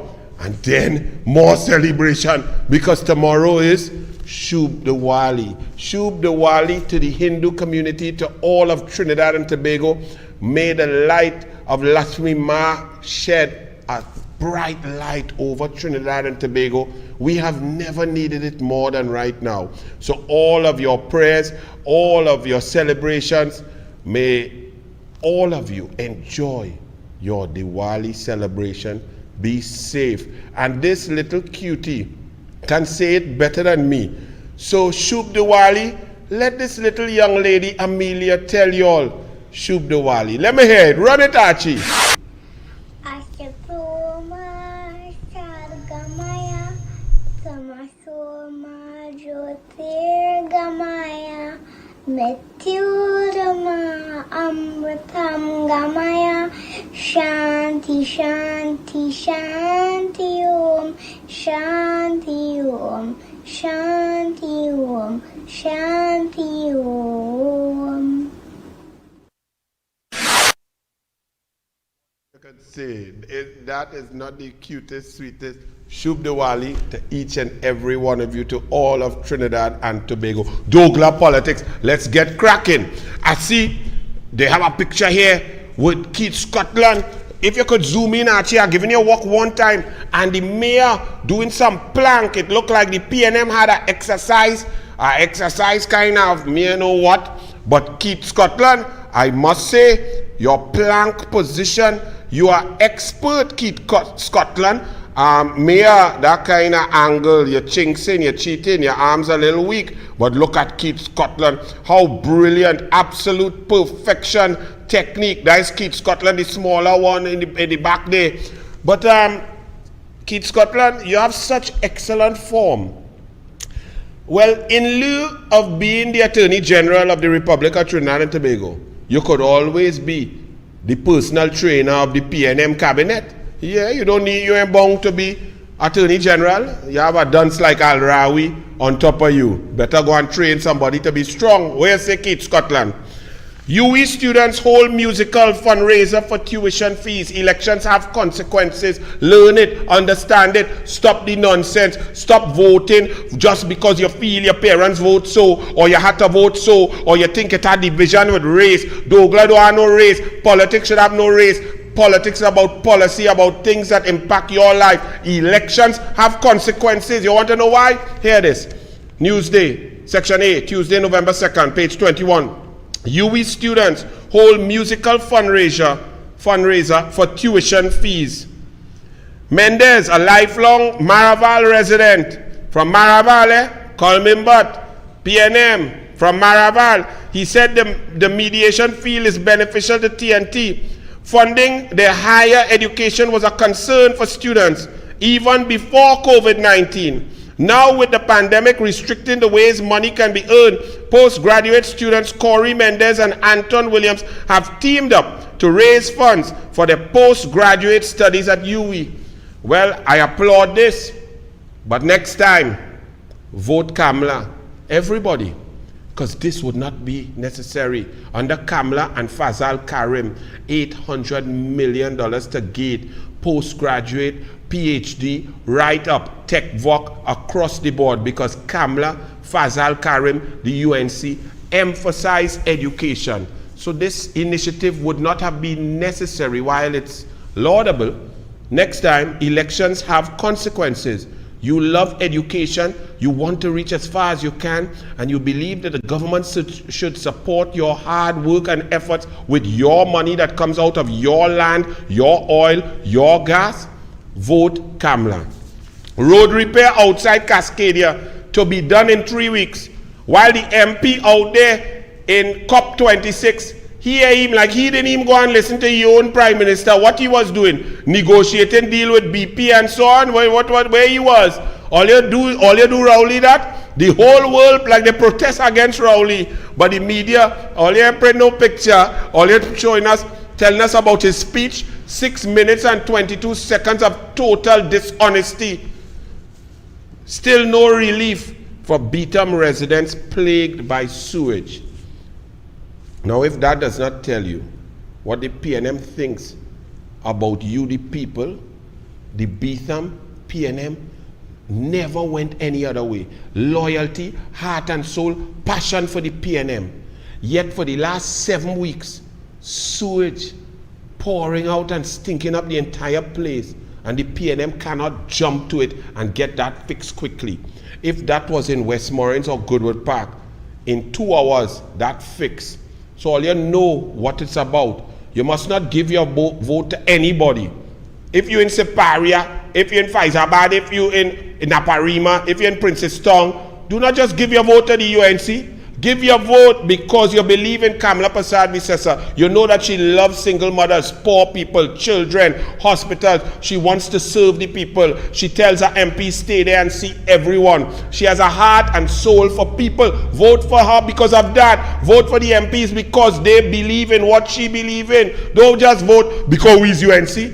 And the same thing, PNM stopped that. Dr. Williams have all in a automatic pilot, and that's what happened. When you're on automatic pilot, they leave your sewage line bust for 7 weeks because them don't care, because they don't need to campaign. There are 10,000 votes no matter what. Never give anybody a vote just like that. Al-Rawi say, well boy, this is the greatest. Al-Rawi went on a kind of show to try and pretend and humanize himself, because the media trying to make you forget the indemnity with a criminal witness, an indemnity with the Attorney General interfering with a witness in a criminal case. They're trying to make you forget the Porsche that sell but never sell and was never transferred against the law. They're trying to make you forget the Police Service Commission collapse and the bad drafting of the order. They're trying to make you forget the Ala rental, 46 million and plus the 38 million that they get in, while the Tower D of the waterfront, PNM waterfront, is empty. They're trying to make all you forget all of that. They're trying to make all you forget Al-Rawi standing up in the parliament and lying on Kamala Persad-Bissessar and then being forced to apologize. And even when he apologizing, he lying. So he gone on a show to suck down pepper. But in the pepper, while doing that, and he cried like a little baby, but while doing that, he made some statements, very interesting statements. Al-Rawi, you don't like a bully? Run it, Archie. What really triggers me is a bully. Let me see that again. What really triggers me is a bully. I don't like bullies. That you represent a 1% or whatever percent that has influence. I represent the 1%. You need new glasses. Not so much. Which 1%? Which 1% could anybody else say I represent? Are you implying that she told me about her guilt and I covered it up? I am asking you a question. That question you just asked me, whether she pled her innocence. Are you implying that she did otherwise and I covered it up? What is the question? And what I mean by bullies is people that abuse a position of power. And that power could be anything. It could be in a romantic relationship.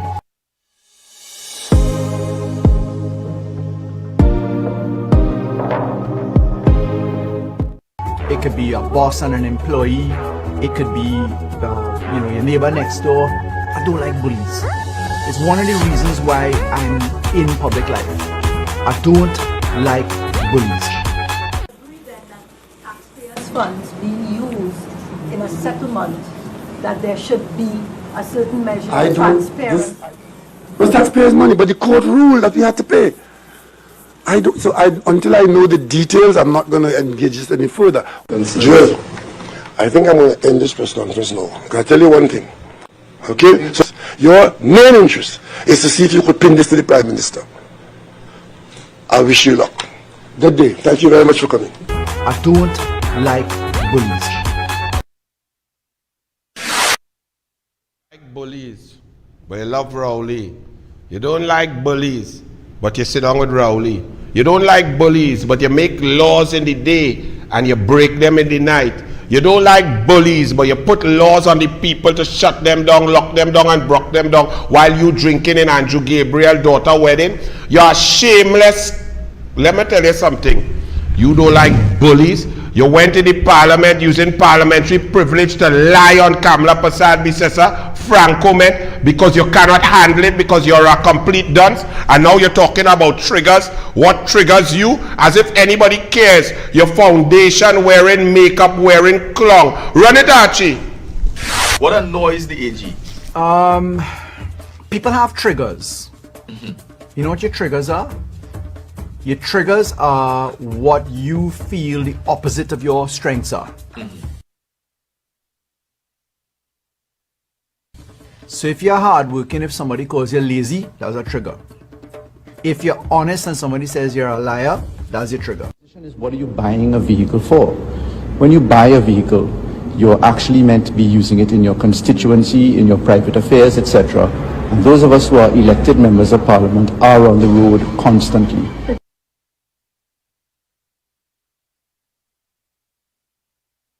I had official documents which I verily believed supported the statements which I made. And for the record on the Hansard, that the leader of the opposition, member for Siparia, has no family rental, none whatsoever.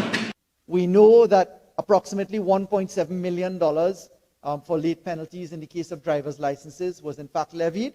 That should not be done. The rebate has to happen. The money went into the consolidated fund. It would have to be issued out.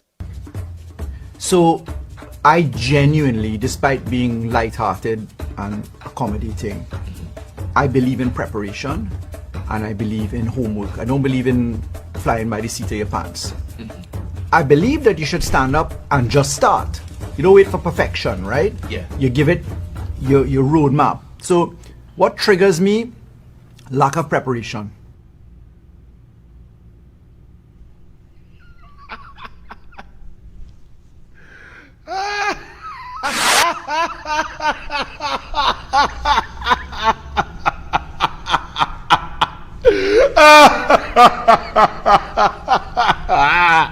Oh Lord, you know my people in Trinidad and Tobago, all you just vote for that, you know. If it's a sweet boy thing, if all you like man with makeup and thing who pump up themselves extra and wear tight clothes, that's one thing. Vote them to be in charge of the nightclub association. But we talking about Attorney General, a man who spent an inordinate amount of time in law school and barely come out and lost case after case, drafting the worst law. He thinks he bright, but he's a Franco Mendance. He think he works hard. Well, if you work hard and prepare so hard and you fail so much, well, you're in the wrong field. Find another sphere to operate in. Triggers. That's why you can't take on. That's why you just get vexed and have to lie on camera and you're attacking Jayanti because them bright and you dance. So that is your trigger. You dance. You fake strong. You dance. Did you take growth hormone? You dance. You lazy. You don't prepare. You don't know what is prima facie. You don't know nothing. So you lazy. Dance. Rental. Car. You didn't even go to the licensing office to transfer your car 5.5 years. And you have triggers. Listen, boy, them I don't tell you what trigger. Put up the next one from one makeup man to the next, the minister man. How you know is that coming with Archie? Archie, you're real good, you know. Gonzalez blames corruption at Wassa. Lack of water supply to corruption at Wassa. Gonzalez only in charge 6 years. So if you saying it a corruption at Wassa, it's a corruption in the PNM. If you saying it a corruption at Wassa, it means that the corruption is you and your government. So come out. On top of that, you in charge of Wassa 49 out of 60 years. So if you have corruption at Wassa, you're responsible for over 80%. But the Sunshine today, Sunshine newspaper, all you buy it, it said, poor Marvin, all bark and no bite. You know, I didn't know this man's name is Marvin, I forget. This Marvin, not Marvin, the real Marvin Gaye. I mean, it might be. You know, you might spell it, take out the E, me, you know. But this minister man here the Sunshine. Issue Friday, 5th November, 2021, new issue. Cornelius by Cornelius George. Minister of Public Utilities, Marvin Gonzalez, a.k.a. Minister of Man, who does check man through a tint moving at 60 kilometers per hour and knows that that man should not be driving a Wassa truck and puts in a report to get that man fired. Quite passionate, this Minister of Man here. But this Marvin Gonzalez has many more sleepless nights to come. If he feel he could hoodwink the population into believing that corruption and mismanagement exists at only Wassa and not throughout the party he represents, he needs to rethink his approach to governance. If Mr. Gonzalez cannot see the corruption and mismanagement within his own party and speak as eloquently about it in the same manner in which he attacks poor Wassa workers, then Gonzalez is fooling the nation. Gonzalez is just an empty vessel, making a lot of noise to hide his own inefficiencies. For the transactional model for success that he uses, he has to point the blame elsewhere to redirect focus from his own incompetence. Sunshine. Well, boy, from this one to our next one, help save our reefs and our coastline. The Newsday News, but section A, page 5. Help save our reefs, our coastlines, says Rowley, and the Newsday prints this as if it was some groundbreaking factual presentation by a prime minister who showed the passion and the care for the environment. That's what Newsday tried to present. The whole world know that they didn't want to hear Rowley. Now understand this very clearly. I am of the firm view that what took place at COP26 was a protest, was an international protest against the policies, the statements of Keith Christopher Rowley. Keep in mind that this day and age, it's not like long time when nobody knows what's going on your little twin island rock. But once you make a statement, especially as a leader of a country, and it's an arrogant statement, it's an ignorant statement, it goes against, environmentalists are very passionate globally. And they learn and they hear and they understand across the globe because the world is intertwined in this fight for climate control. So therefore, if you have an irresponsible leader who makes irresponsible, arrogant, ignorant remarks, those remarks travel and stick in the brains, the mind share of those environmental, passionate people. Them people don't make joke. So let me put it to you this way. Each of the delegations that are there, the leader of the delegation does not have to sit at the table for all the sessions. President Biden wouldn't sit down there for all the sessions. He might fall asleep and knock out, and Archie might laugh. right? But there are other people there. They have ambassadors there. They have other people who are there, the secretaries of state for the US and so on. And other countries have, like Trinidad and Tobago, we have our London High Commissioner to London and so on. We have our embassy staff. We have other ministers there. They could sit down in the Trinidad and Tobago with the Trinidad and Tobago nameplate there. Rowley don't have to sit there all the time. He could go and knock golf, right? So why is it that the place was so empty? You see, it had to be a conscious decision by a large proportion of the participants in the COP26 to show Rowley a message, to give him a message. And I'm sure you will see other leaders similar to Rowley get the same treatment. Because look at Mia Amor Motley, pack house, every chair full. Look at Rowley, Ghost Town, Three Mosquito in Glasgow listening to he. Why? Why? Why am I saying this? Let me tell you something. There are many examples, like the oil spill that went global, international, where Fishermen and Friends saw the government, his government company, trying to cut up oil and let it sink. Birds, pelicans dying, no response, oil spill in the rivers, oil spill all over. That's one little part. But here the other part. On August 17 this year, 2021, Keith Christopher Rowley, the Prime Minister of Trinidad and Tobago, made a scathing attack on the opposition and all environmentalists and all people who love the environment and believe in climate control and controlling global warming. Rowley attacked them all, us all, because he said that we fought against the smelter and the money that was invested in the smelter plant on a pristine island. Understand what that is? Not in the jungle, not where people don't live, on a beautiful island. Rowley recently promoted that as something that was brilliant, amazing, and great policy. You think those people didn't hear that? You think they didn't hear and read that speech and say to themselves, but this man has to be a madman. The smelter plant, look, I ain't lying, look, Archie put it up, August 17, 2021. We abandoned hundreds of millions. The Prime Minister, which is Keith Christopher Rowley, the Prime Minister of Trinidad and Tobago, this goes out globally, social media, bam. The Prime Minister said even when government attempted to diversify away from oil and gas and into the aluminium industry, now that in itself shows that he's a complete idiot, because you don't diversify away from oil and gas into aluminium. It utilizes a lot of oil and gas in order to create the aluminium. This dum-dum. That too met with resistance. We spent hundreds of millions of dollars going down that road.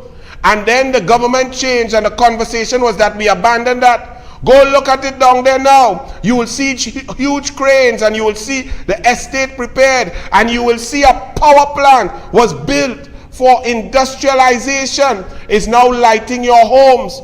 That wasn't what that plant was for. That plant was supply power to the aluminium smelter. Rowley said despite objections to the plant on the grounds of safety concerns, many nations are producing aluminium products. Rowley was the poster child for aluminium on a small island republic where we do not have land space, where the emissions from an aluminium smelter are 9,600 times more pollutive, more detrimental to the environment than the worst factory. So you think those people didn't know that? Think about it.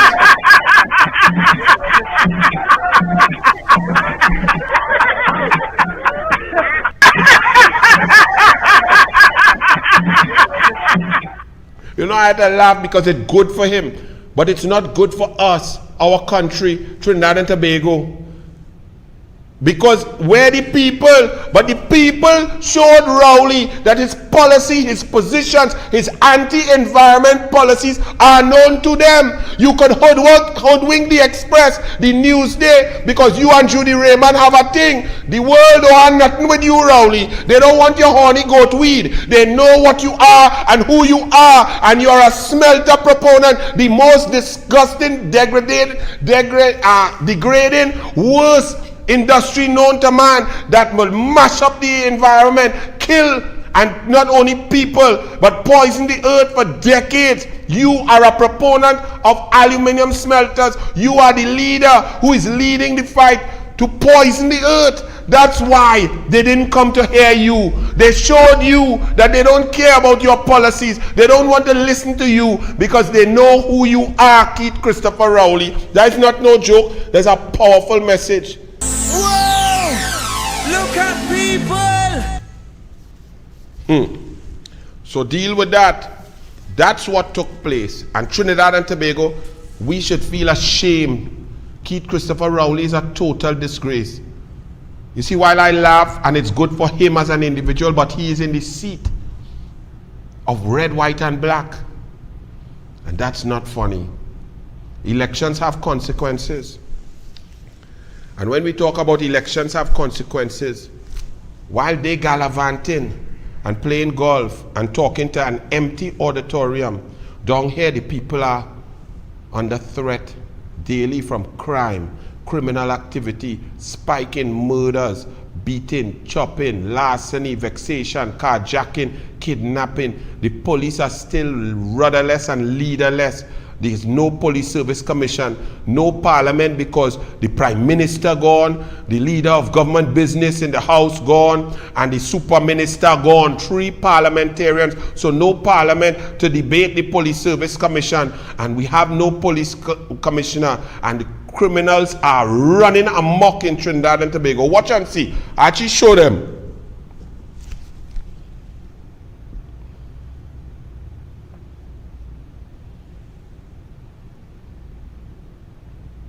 That is in Boys Lane, Dabadie. And that man was brilliant. Imagine that man just out in a night working for just above minimum wage to service our people, to service our cars. And bandits running up on him, looks like with weapons, to rob him, to rob the gas station. But he was bright, he was quick on his feet, and he opened up the gas on them. Well done. But that's what our citizens are going through. And Rowley and them gone to make a speech that no one wants to hear, no one cared about. And when we were sent a message that the world frowns upon our environmental policy, Rowley, who disbanded the Ministry of the Environment set up by Kamla Prasad Bisesa, you feel those people don't know that? You feel those people don't know that those fish in the Gulf of Paria, that you all cut up the oil, Paria, Rowley's friend, sent a boat to cut it up. That video went viral. Oil spills across the plain, across the way. Smelter plant. Rowley saying he wants to go down that direction. He's the champion of smelter plants. Nonsense. Central Bank governor says little can be done about higher prices. You hear that? Let me read it for you all, because this central bank governor, when I tell you that independent institutions are gone and they're all infiltrated by PNM political activists. This man, this central bank governor, after Coleman but got rid of Jawala Rambaran, this one came up and he was espousing PNM fiscal policy and national security policy. That is not his remit. He is in charge of monetary policy. He's independently in charge.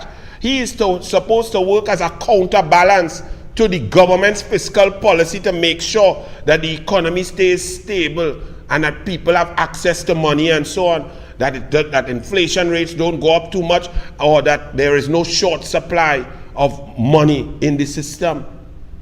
That's his job. But he appointed and he become a flag bearer and waver for the PNM. So now he says the global reality is that prices are rising and they're rising rapidly, says Central Bank Governor Dr. Alvin Hilaire. Hence people cannot buy as before. This is especially the case with the disruptions in global supply chains due to COVID-19. Referencing yesterday's increase of $2 for red band maxi taxis, Hilaire said, this is on top of the hike in food prices and also increases in energy prices. Yes, Mr. Hilaire, but you see, because you're not independent, you can't continue the story. The reason we are getting the critical impacts right now multiplied by not only the global pressures, but the domestic policy. Our hike in fares, not only in the East-West corridor, across the board, is due to the removal of the subsidy which belonged to the people. You have no comment on that. That will impact transportation costs across the board and put upward pressures on prices in every sphere. Furthermore, the lack of an agricultural policy over the last 6 years, where the Prime Minister said we don't have enough land to do any agriculture of meaningful agriculture. That is what has us under the gun right now, because our food import bill has increased to over $5 billion annually. And we don't have buy local, create local, enhance local. We even have farmers who have been begging for 2 years to Clarence Rambarat like he too busy liming with Boudit, because they have snails and locusts and so on eating out their crops, and they're begging for some assistance with some chemicals, some bait, some traps to catch those snails and so on. And for 2 years, Clarence has not even responded. And then he comes on the news and say, well, they're on their own. Well, if they're on their own without government support, government sustenance, government policy, then we are going to suffer, because the government domestic policy does not encourage or enhance or buffer any global shocks on food prices. We can't change the shipping costs. We don't have control over that. We are price takers. But then furthermore, the foreign exchange, what do you have to say about that? The foreign exchange that is non-existent. We have my brother Vishnu Kun cannot even pay for his daughter's medical school because he cannot get US, because the bank is telling him that the US is only for those who are trading or buying. So we are back in 1982 where US is not available, and businessmen and people who want to even pay for their children outside to study, they have to go on the black market to buy US. What about that? What about the foreign exchange crunch that was created by the shutdown of Petrotrin and the taking out of the system of $2 billion US annually? The losses by NGC, by the negotiation by Keith Christopher Rowley and Stuart Small-Pin-Young, which made NGC make a loss for the first time in history, eliminating $5 billion US over 3.5 years from the system. What about that? What about the system that has created no foreign direct investment over the last 4 years, minus 439 million US last year? You're not talking about that. We have no buffers, we have no ability, no diversification, no new revenue streams, but you're just talking as if, oh, the world is under pressure. Yes, the world is under pressure, but we in Trinidad and Tobago are under pressure to the power tree, PNM. Guardian, more than VAT initiative may be needed. Guardian, really? You serious? That PNM VAT initiative of 58 items, you think that they need more than that? You sure to make sure that people could buy food? You think that the government needed to have an agricultural policy, increase food production, make sure there's foreign exchange availability, and improve the balance of payments? You didn't think that they should have left the gas subsidy? You're talking now, hear the Guardian now. What is needed is more than this column, but 58 items. Now Kamala had 7,000 items, no VAT, and that was 15% that she take off.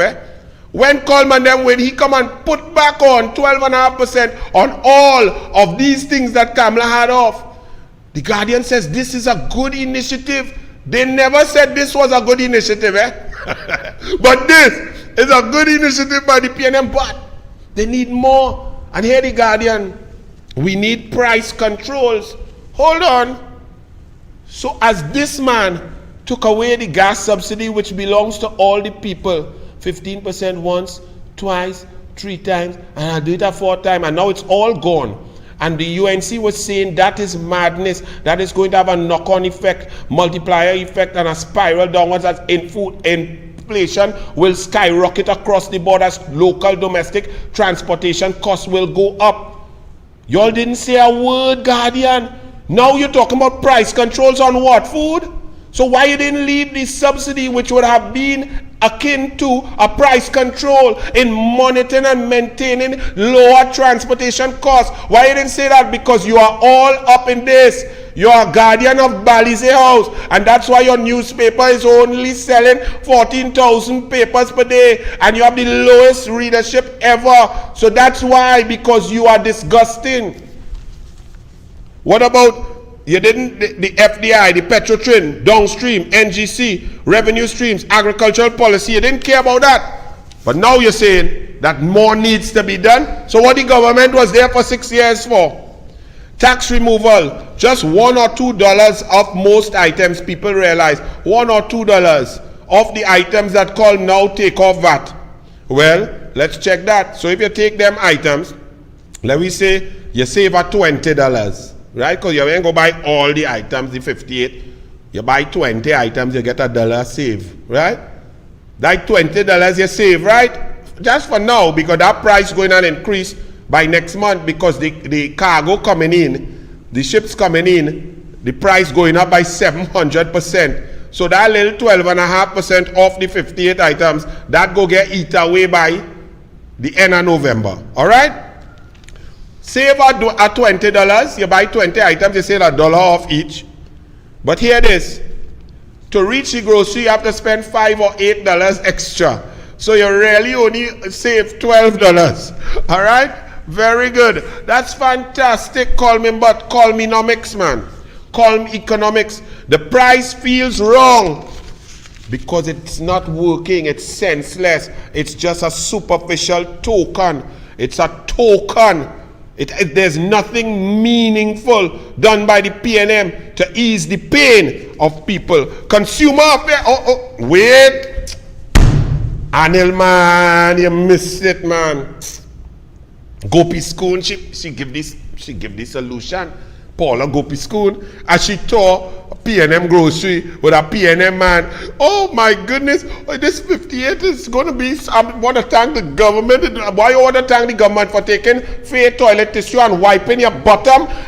This PNM clown. When Kamala take out 7,000 items, I didn't see about it. Oh, well, we want to thank Kamala and the UNC for this. So they're going to give great service. We could give people cheaper food. You never say that. 58 items, $1, right? $1 here and there, right? This, stripping this here. And you, Rajiv Dipti or whatever, Rajiv PNMT. Yes. Oh, thank you, Minister. And it looked like you nearly wanted to fall down on top of Paula. Well, look, Paula's presented. She solved the problem, Archie. Consumer Affairs is going to keep a close eye on supermarket prices. Yes, the Consumer Affairs division that have no staff, that people are owed the money, that we never even see them, we don't know nothing about them, they never do nothing, they've never done nothing. Oh, no. Paula, who they don't even tell good morning in the cabinet. Paula, who cannot even get $1 foreign direct investment last year. She had negative 439 million US. Paula Gopi Schoon said, Consumer Affairs will protect us. That's just like saying, vote for PNM because we love you. So we take such good care of you. Same abject, total nonsense. Scrap iron dealers to highlight social issues at Saturday's Drive for Progress. Criminals are beating and raping our women. Citizens are losing their jobs. And children are going to jail as inequality grows. These are just a few of the issues plaguing Trinidad and Tobago that the Scrap Island Dealers Association plans to highlight during their Drive for Progress motorcade on this Saturday. Get out there and support them. If you believe in that, if you believe that we need help, that we have to get rid of the darkness, that food prices, crime, no commissioner of police, constitutional crisis, get out there and join the Scrap Iron Dealers Association. I see that during the media conference in Chaguanas yesterday, President Alan Ferguson said people need to stop fighting each other and join hands to make a difference. He said those in power were not correctly running the country. So So go and join us this Saturday. Scrap iron dealers. Get your car out there, starting in Taruba Stadium. Take your car, take your family, put on your mask and drive with them and follow. I say Ansel Roche and the OWTU joining them. Very good. Because if we don't do it now, we're going through forever. Y'all saw that clown that we have, 6 minutes and 22 seconds. The whole world I want to see he. But we had to see he every week, week in, week out, buffing we, no jackass, you see, all is this, and unvaccinated versus vaccinated, and y'all is done, and he nearly get COVID 5 times. He must be infect the whole COP26. Now, Archie, I'm going to take a little sip of water, because MAT has become, the Media Association of Trinidad and Tobago, has become a PNM party group, right? Ira Matur making the most ridiculous, baseless accusations and attack on the leader of the opposition, Kamla Persad-Bissessar, insinuating the asininity that Kamla discussing the Constitution, Section 123.4, which Ira Matur probably cannot read or did not bother to read, because her son said property tax will increase investment. So them have balisé all up the DNA. But she made the assertion that Kamla Persad-Bissessar is just attacking another powerful woman. That is so ridiculous, so far-fetched, so idiotic. It's beyond description. So she, the PNM, Ira Matur, is the president of the Media Association of Trinidad and Tobago. Asha Javid, Asha, John Jeremy, Stuart Young, and other PNM. Javid is now the vice president of the Media Association of Trinidad and Tobago. I'm just going to remind you all who Asha Javid is. Now, when I told you all that John Jeremy admitted to me that that was his woman, right? You see, he admitted, he accosted me. Now, this one come and horn he, die them business, I not interested in that. Not interested at all. But what I'm interested in is she presented herself as a journalist, an investigative political journalist. So when you see that the media, as Malcolm X said, the media is the most powerful institution in the world. It can make an innocent man guilty and a guilty man innocent. This lady said that she was a journalist, an investigative political reporter, while she was in a loving relationship and making child with this one, and then loving up with this one from 2013 onwards.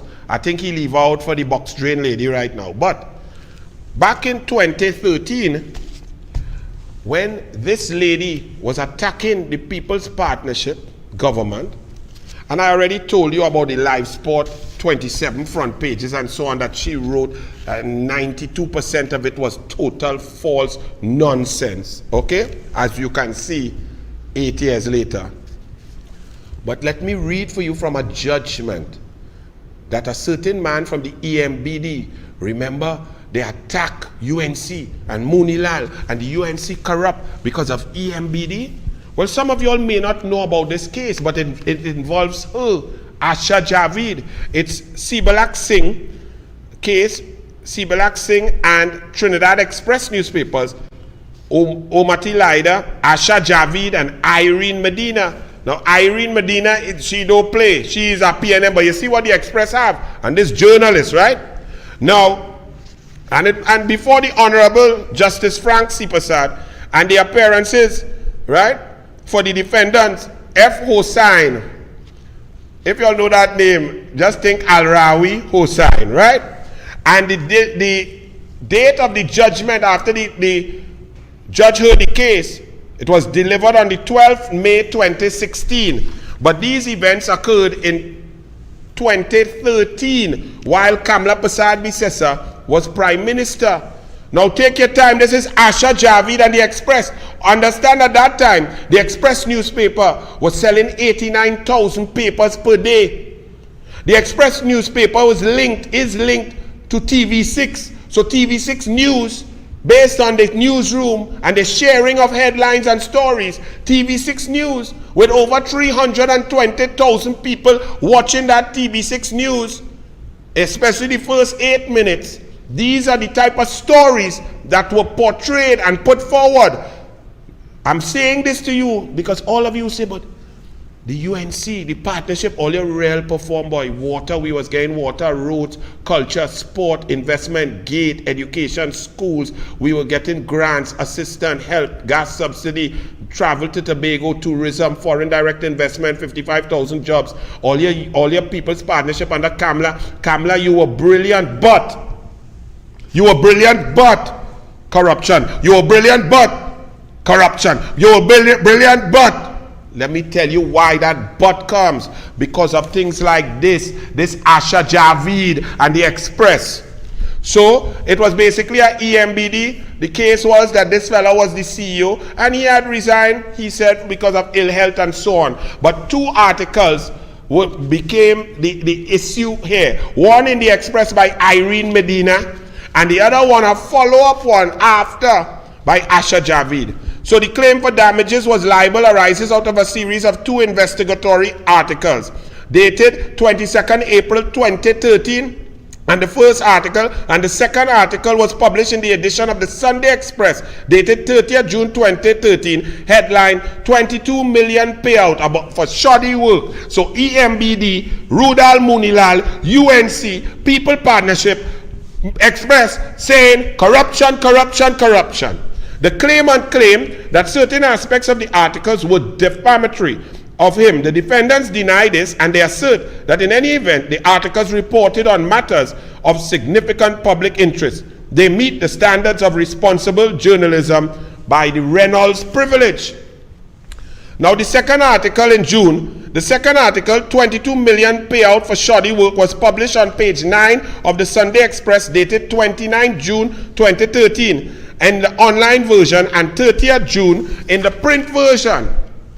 Now, the Sunday Express was told that the Canupia-based contractor, which is a family-run organization, is linked to a government minister. This was in the article. So you see how they're creating couture from this and saying that a payment was made by this person and the government minister, Rudal Munilal, but they didn't call his name, but they put the government minister, right? And that the company that was paid was linked to him by family, which was all nonsense and totally concocted. EMBDC employees told the Sunday Express that it was a government minister who ordered. So the Express, Asha Javid and Irene Medina printing from just sources that people in the EMBD say it was a UNC minister who gave instruction. The first article now, I'm going through in detail because you all have to understand what goes on. And when I go through in detail this with 2 articles, multiply that over a 5-year period by 1,000 articles. From articles on Kamla, to Munilal, to Anil, to Devon Maraj, to Jerry Hadid, to whoever come down the line, to KDs, to Tim Gopi Singh, to anybody in the government. Understand what was going on, and that's why this country is in a total mess, because of the disgusting media.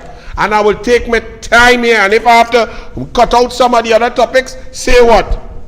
First article, the placement of the claimant's photograph. Now here what I'm telling you, they put the claimant's photograph under the emboldened headline, contractor sues EMBDC for millions. It created a circumstance where the reader was left to make the inference, you see? So they don't do journalism, they don't check and put facts. They put innuendo, use pictures and link to leave you with a perception of corruption when none exists. By printing the words, the troubled estate management business development company, EMBDC, whose chief executive officer, Sibalak Singh, resigned earlier this month amid allegations of misconduct in the issuance of contracts worth over 200 million, is now facing a multi-million-dollar lawsuit for breach. That was in the article. It was also left to the reader to infer that the claimant's resignation was hinged to allegations of misconduct, right? The second article, this one written by Asha PNM Javid. The second article had 14 paragraphs, and the claimant's complaint was made in relation to paragraphs 1, 2, 5, 6, 7, 8, 9, and 10. So 8 out of the 14 paragraphs were libelous, defamatory, and were the subject of this lawsuit. 18 out of 14 paragraphs. You see how much lie that is? Okay. The ordinary reasonable reader who read the second article as a whole would have reasonably ascribed, having regard to the natural and ordinary meaning of the words, complained of the meaning that the claimant was engaged in illegal and or unlawful activities. This is what was implied and put in natural English in these articles by Irene Medina and Asha Javid and the Express newspaper. Engaged in illegal and or unlawful activities, engaged in corrupt activities to defraud the state enterprise, that he did not carry out his duties in a professional manner, that he authorized payment of monies to a company in the sum of 22 million in the absence of a board of directors, and did so notwithstanding the express directives of the line minister, right? That he exceeded his financial approval limit. This is all the CEO of the EMBDC under the UNC People Partnership. That he was corrupt and or dishonest, that he was guilty of acts of corruption and or dishonesty, and he acted in an unethical and unprofessional manner, that he was guilty of illegal activities. All of this was implied in the article. So the claimant is making the case that he acted and or conducted himself in such a manner meriting review and investigation, that he was unfit to hold office of the CEO of the EMBDC, and that he had to resign from his office of CEO because of dishonesty and misconduct. The fourth defendant, who was Irene Medina, although no, she big in the PNM, having wrote the prior article, having subsequently obtained information. Listen to this. Listen, let me go slower with this, eh? Let me go slow. All you read, listen to this. Eh? The fourth defendant, which is Irene Medina, having wrote the prior article and having subsequently obtained information which was regarded by her to be of high quality and which contradicted the information upon which the prior article was premised, should have made further inquiry so as to ascertain the real reasons for the claimant's resignation. So what that is saying is the reporter wrote a story, claimed corruption and so on. Later found out that what she wrote was wrong and did nothing about it, left it so. And then it was picked up by Asha Javid, who ran with the dirty ball again. Notwithstanding the statements made but printed at paragraphs 9 and 22 of a witness statement, Miss Medina was unable to point to and said she never saw any contracts which were not in conformity with tender rules and procedures. She was also unable to demonstrate that there were contracts issued by the Chief Executive Officer without any proper board approval. And she did not know when the contracts referred to in the article were awarded. This reporter knows nothing, has no evidence, has seen nothing, but came to all of those conclusions and put in your mind, UNC, thief, corruption. Ms. Medina agreed that only 2 contracts mentioned in the article were worth over 200 million. So they put a figure, $200 million. So you all out there open your eyes and go, God! Corruption, UNC, Kamla, Munilal, EMBDC, corruption. But hear this. The only contracts worth 200 million were awarded prior to 2010. The only 2 contracts at that company that were over 200 million were awarded prior to 2010. So they were awarded by the PNM. Yet this Express newspaper is talking about a CEO under the UNC and the partnership awarding $200 million contracts without board approval and so on. That's what this says. This is in the court. This is a public document.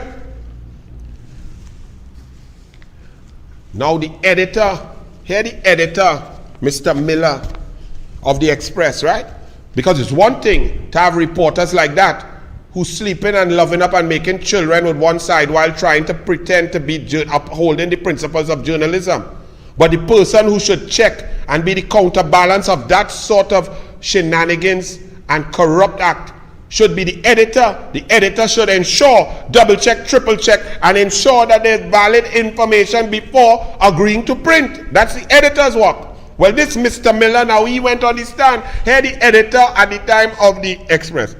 Mr. Miller, the editor of the first article, testified that he did not see, nor could he recall, whether any of the documents which were presented to him by Ms. Medina were relevant to the issuance of contracts over 200 million.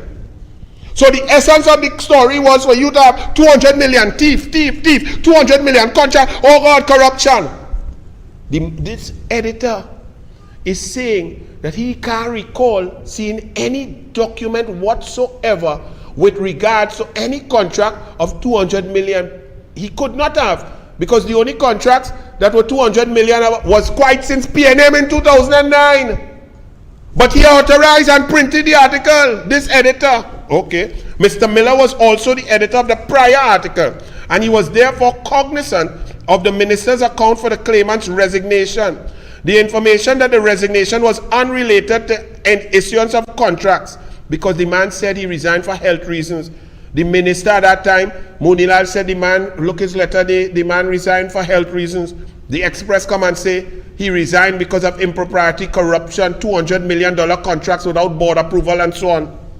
Mr. Miller appeared to be content to accept, this is the editor, content to accept his reporter's words and the information from her source. Although in his evidence under cross-examination, he acknowledged that as an editor, he is very concerned with second-hand hearsay. He's very concerned, but he ain't checked nothing, he ain't had nothing, and he just tell them print. The court was not satisfied that Ms. Medina properly considered all the facts, nor did she address her mind as to whether the source of her information may have had an actual knowledge of the events which she reported, and or whether her source may have had their own axe to grind. The judge, in analyzing the case after evidence cross-examination and so on. Additionally, there was no evidence that Ms. Medina attempted to verify the reliability of information provided to her by her sources within the EMBDC, and she would have engaged in a verification exercise since that information contradicted the undisputed account advanced by her by the minister prior to her formulation of the article. So the minister said, you're talking nonsense, there's no facts on that. The man looked his letter, he resigned because of ill health. The judge said, but this reporter did not go and check, verify, get information, get documents. They just go on and print. Now you understand what the media does. Because when you all say, Kamala perform, but Kamala brilliant, Kamala government amazing, but this is why. This is just one example of 2 articles. Think about 1,000 articles of this ilk, of this type, of this sort of wicked, vindictive, improper, unethical journalism. Then we go into Ms. Javid now. Ms. Javid, at the time she wrote the second article, was a journalist of over 10 years experience. The information contained in all the articles written by Ms. Medina clearly established that there was a board. So even in the Medina article, she stated and showed that there was a board, okay? And in comes Asha Javid, John Jeremy on she left side and Small Pin on she right side. She said there was a board in place at the time when the claimant signed off on a $22 million payment. And there was therefore no basis for her assertion that there was no board of directors in place. Asha Javid wrote that in the article, there was no board of directors in place, even though her previous article, her previous PNM, Irene Medina, had said there was. And the whole essence of the article was, without a board, the CEO approved payment, therefore thief, thief, thief. You all understanding a bit now? Continuing. During her cross-examination, this is the judge, Ms. Javid at times prevaricated, and the court formed the view that she was less than candid. During her cross-examination, she accepted that at the time the payment was approved, the board was in place. So during cross-examination, she accepted that what she wrote was false. In relation, therefore, to the words, no board in place, that were written by her being Asha Javid, it is evident that there could have existed no reasonable basis upon which she could have felt that this position was accurate. There was no reasonable basis on which she could have felt that writing that no board was in place in order to show corruption, UNC minister, corruption, thieving, approval, CEO approving 22 million without approval, that whole concocted lie. The judge is saying there was no basis whatsoever for her to print those words. The judge is very bright. Me is so bright. What that means is she flipping lie. During the course of her cross-examination, it was also revealed that Ms. Javid, though she referred to a letter dated June 1st, 2012, did not have sight of any such letter. And she also accepted that none of the documentation which she had in her possession made any reference to shoddy work. So the entire article was, no board in place, CEO approved 22 million to a contractor who related to a UNC minister, and there was that 22 million payment was for shoddy work. That's the essence of the article, and all is right. Continuing, I'm taking my time for all you. Ms. Javid never inquired into the status of the arbitration and had no information relative to the outcome of the arbitration proceedings. Her testimony also contradicted paragraph 13 of the re-amended defense. Right? You hear that? Her testimony also contradicted paragraph 13 of the re-amended defense. I'm going now to 125, section 125 of the judgment. Ms. Javid wrote that $22 million payment was above the ceiling of $2 million. And this was in breach of the company's internal rules. Under cross-examination, she accepted that since the payment was made under a tenders committee approval form, there could have been no breach of the company's internal rules as reported in her second article. In other words, total fabrication. Because she printed that breach of rules, breach of tender rules means thief, means corruption, means wrongdoing.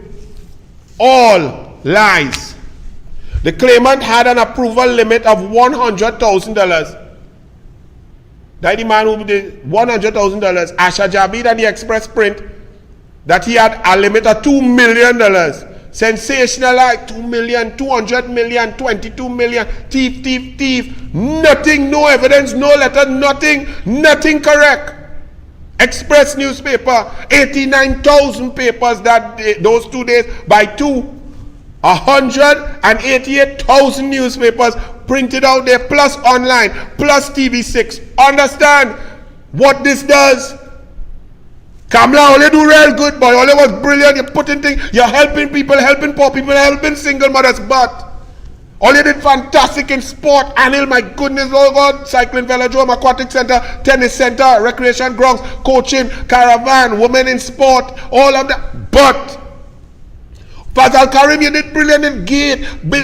Tim Gopi Singh building schools, 106 schools, school feeding, education, laptop program. But you see why? Let me continue. Elections have consequences, and this media is why we are in the position that we are in, that we have Rowley as Prime Minister, the biggest liar in the history of the Commonwealth, in Parliament. This is why, this nonsense. Even if Ms. Javid was uncertain, this 127, even if Ms. Javid was uncertain about the CEO's financial approval limit, She formed the view that the claimant had an approval limit of 2 million, and she did not speak to the 2 signatories on the tenders committee approval form, and no attempt was made to obtain any supporting documents so as to verify the accuracy of the information. 128. The said article bore the words, Singh subsequently resigned, and the only verification of the allegations made by Ms. Javid linking Mr. Singh's resignation to the payment of 22 million for shoddy work, breaching company's internal rules and procedures and nepotism was the previous article. So the previous Irene Medina article is the only evidence that this woman, Asha Javid, comes and slander and defame and create a whole perception of corruption, EMBD, UNC thief, 22 million, 200 million, no board approval, 2 million limit. Not my words. This is the word of a learned judge who went through and heard all arguments from both sides. 134, Javid again. The juxtaposition of the claimant's photograph against the then minister's photograph. You see the mischief? The claimant, the CEO now, Express now, put the CEO picture and the minister picture now in this couture. Millions, corruption, breach of rules, no board, all lies. The juxtaposition of the claimant's photograph against the then minister's photograph and the words resigned, Sibalak Singh, was in the view of the court intended to invoke sensation, and the information published raised the issue of the possibility of serious misconduct charges against the claimant. The tone of the article was sensational and accusatory, and the sensational heading was strategically positioned next to a photograph of the claimant. This juxtaposition could have reasonably led the reader to hold that the claimant was dishonest and corrupt.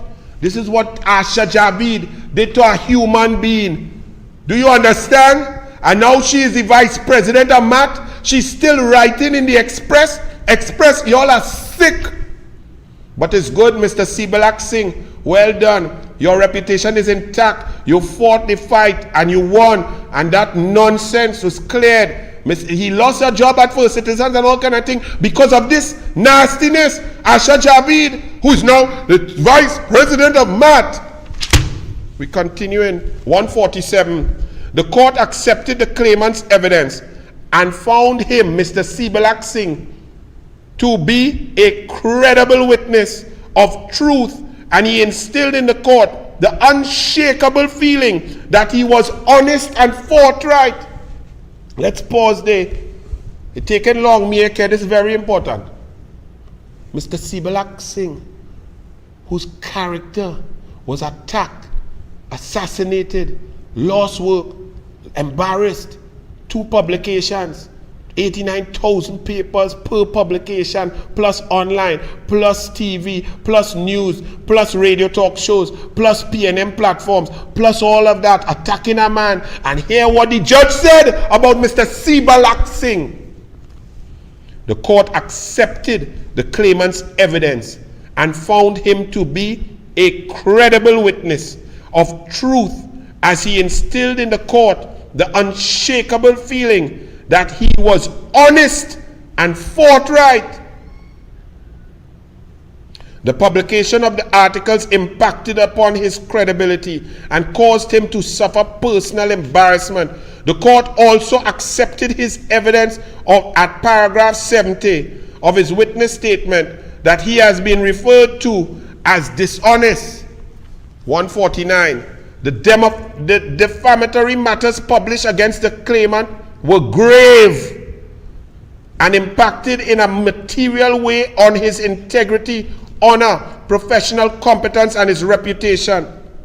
The first defendant enjoys a significant portion of the readership. The first defendant is the Express newspaper, portion of the readership of the population, and it is a newspaper that has significant circulation in Trinidad and Tobago.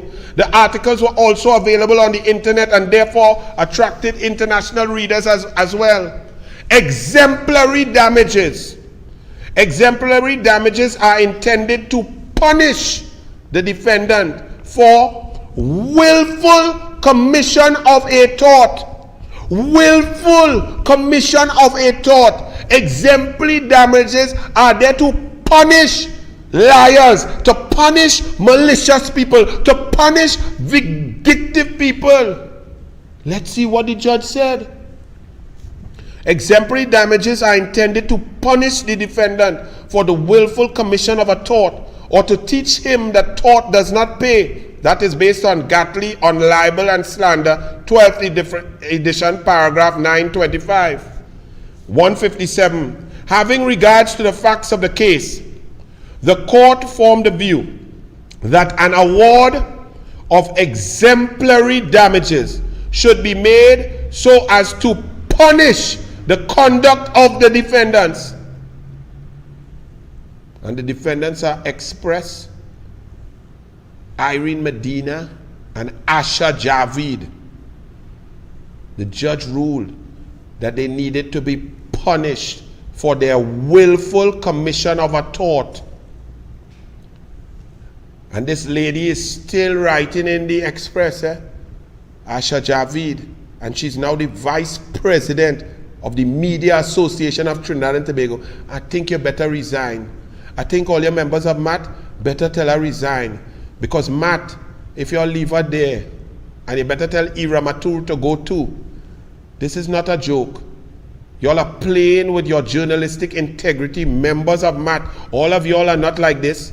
All of you all are not pum-pum writers. All of you all are not there making babies with attorneys general of the PNM and super ministers of the PNM while writing against the UNC. You all are not all of that. And if you all are not all of that, you cannot be represented by that. This is Asha Javid. Having regard to the facts of this case, the court formed the view that an award of exemplary damages should be made so as to punish the conduct of the defendants, which was reprehensible and should attract punishment. There could have been no honest belief that the... Let me read that again, And if all of y'all don't feel for Mr. Sibelak Singh, you must also feel that if it was you or your wife or your child or your father or your mother, that a daily newspaper, the #1 in the country, with the 2 reporters, did this to you, how would you feel? Now I know, because it was done in, they wouldn't be mad enough to put my name, but innuendo and inference, live sport and so on, correct. My back broad. I don't have time like Mr. Sibelak Singh to go there with tenacity and go through that. I brush off that. I will deal with that on my own. That's my choice. But Mr. Sibelak Singh made his choice, paid attorneys and went and got victory over evil. Asha Javid.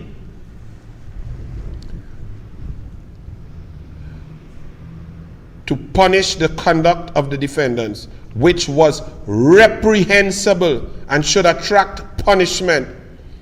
There could have been no honest belief that the claimant's departure from the EMBDC was as a result of any circumstance other than his ill health or the fact that his contract was coming to an end. And the connections that the article sought to make between his departure and issues of dishonesty and impropriety were inaccurate and reckless. This Asha Javid is still writing in the Express as we speak.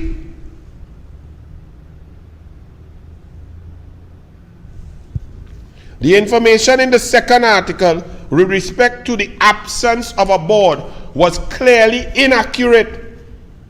And there was also no justification for the opinion expressed that the work for which payment was made was shoddy.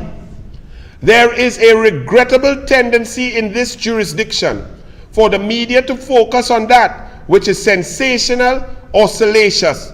And far too often, publications are lurid, melodramatic, and facetious. Freedom of expression and freedom of the press and the concomitant right of the public to know, which these freedoms support, are important pillars of democracy.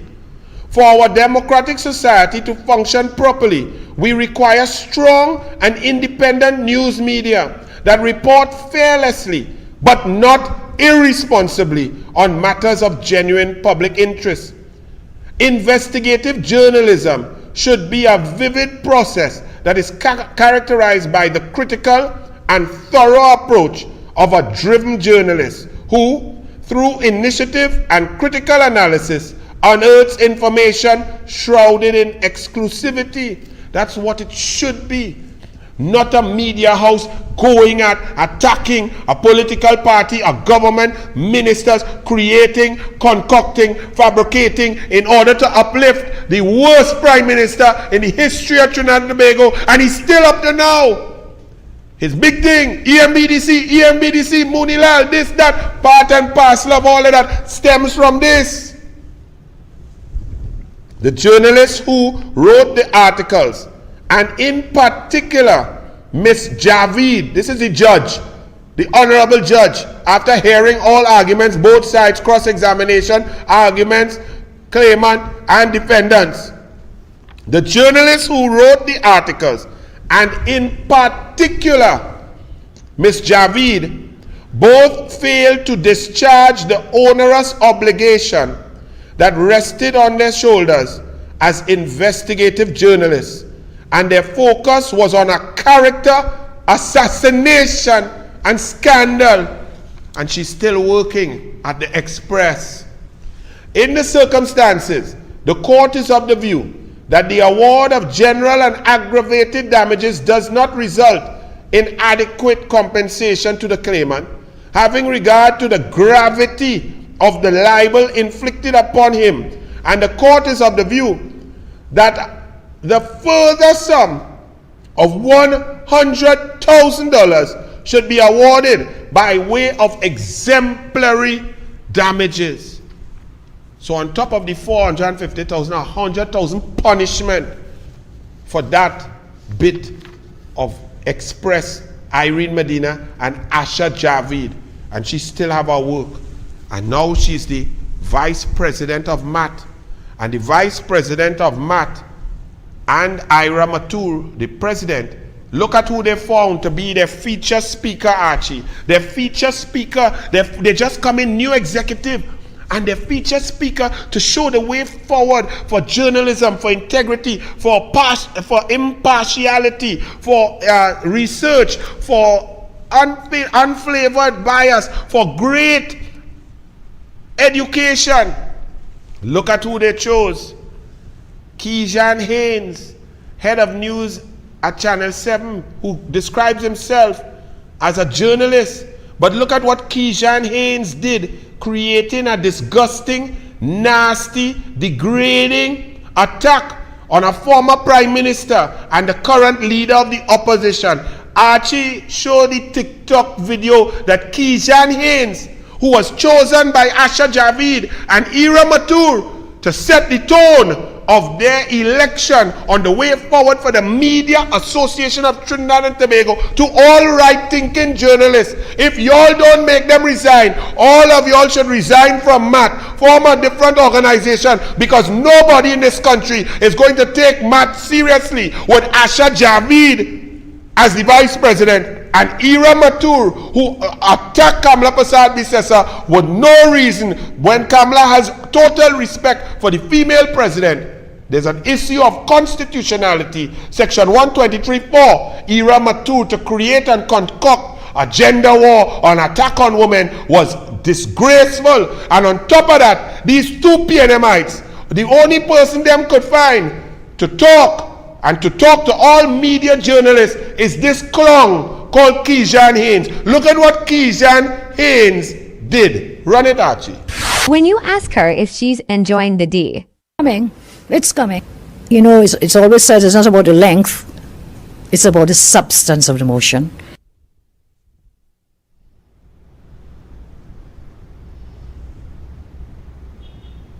You think that's funny, Keyshan Haynes? You disgusting, Actually, all the years on media, me a cuss yet, you know, since 1997. You think that's cool, that's funny, you're a journalist? A former prime minister, a former attorney general, a woman who took on Bastille Pandey and became the first female to ascend to the leadership of a major political party, the current leader of the opposition, a wife who celebrated 50 years of wedded bliss with Dr. Bisesa, a mother and a grandmother. You take a serious press conference about constitutional crisis where the population is at whims and fancies of bandits, murder rate spiking, and you going to do that dastardly, disgusting. Show it again, Archie. You know, this is Keishan Haynes. This is who Ira Matur and Asha Javid were promoting on the initial discussion as a featured speaker. This clown, this ridiculous fool. Run it. When you ask her if she's enjoying the D, It's coming. You know, it's always said it's not about the length, it's about the substance of the motion.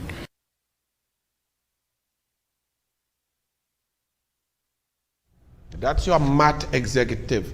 So Media Association of Trinidad and Tobago, if I pay no attention to you, you understand why.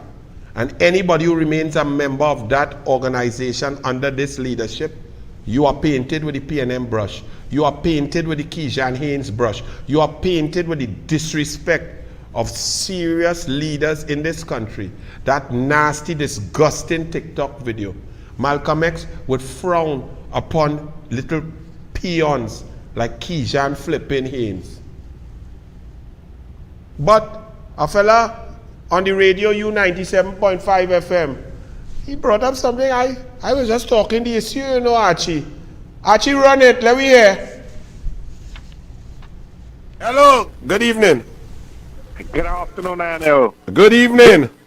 This gentleman you're speaking about, Mr. Keishan Haynes. Yes. He is very, very neutral. He is gender neutral.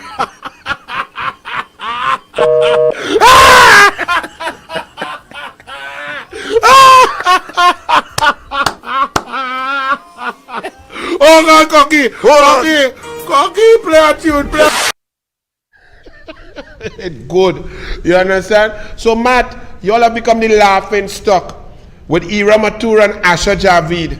It's over to you all now, because a democracy can only be as strong as the fourth estate. We have no fourth estate. We are the fourth HDC rental, and the PNM paying the rent right now. Rowley paying the rent, and them kind of disgusting people who try to pass themselves off as journalists. Ridiculous.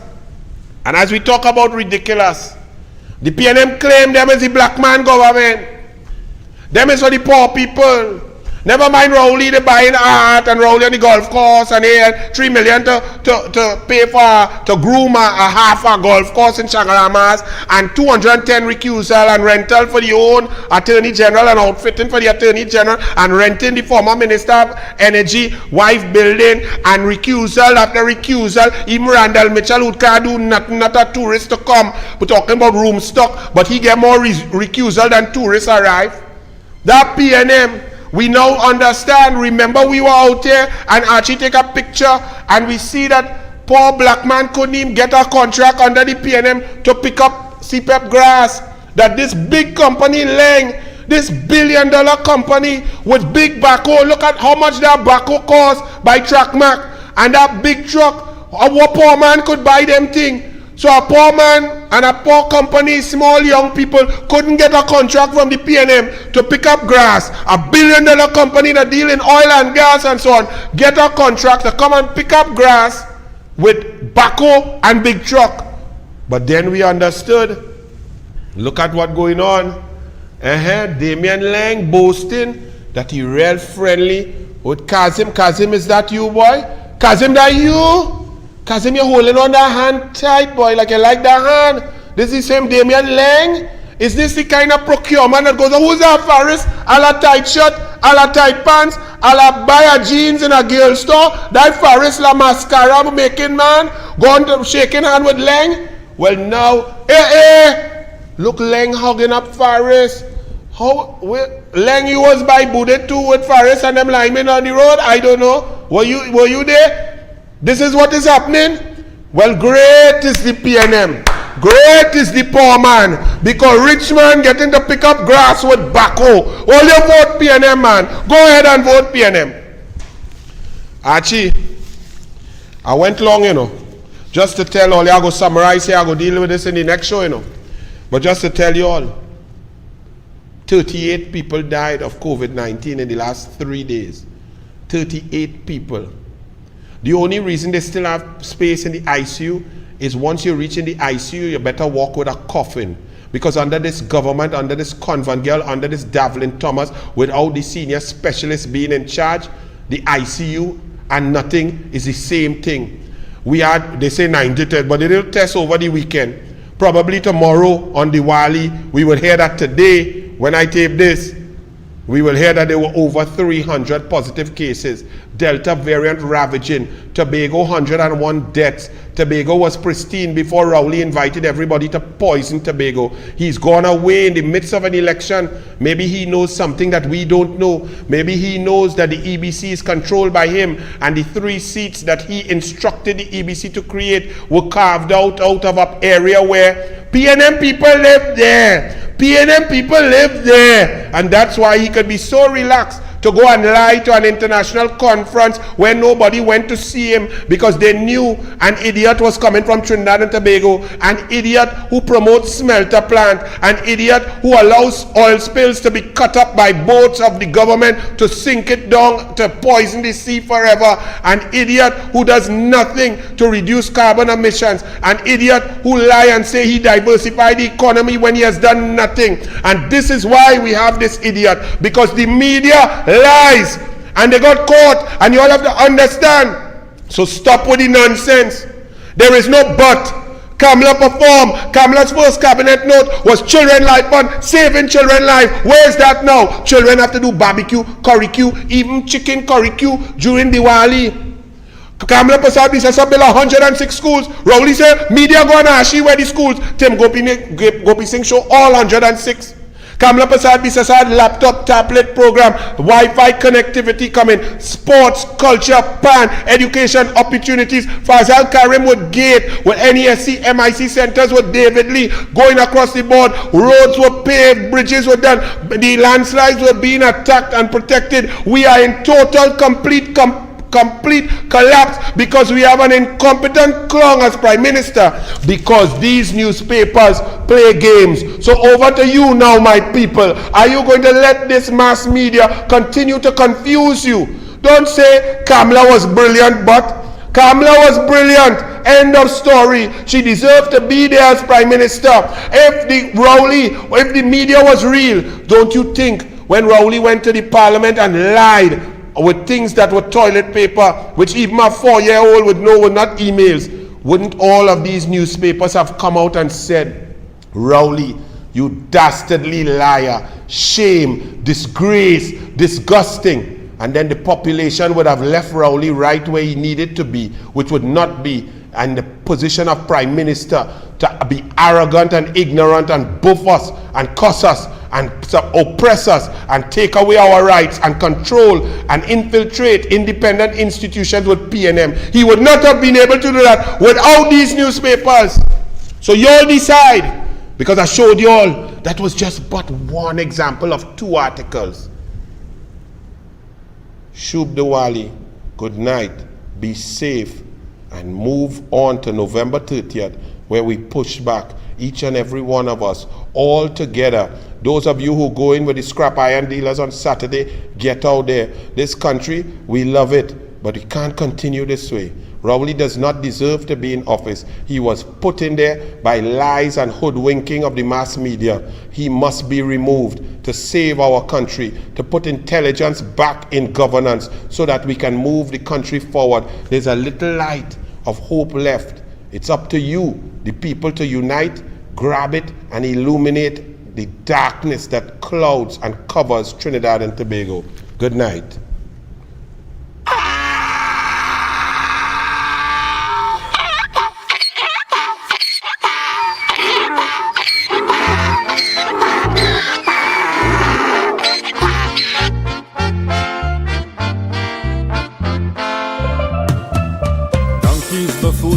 blockheads seem to be in charge. In just about every country, whether small or large. Check out public opinion anywhere in the world today, and this is what the man in the street would say. The Prime Minister is an R. The Prime Minister is an R. In the ranks of the idiots, the President ups the class, and the Prime Minister is an R.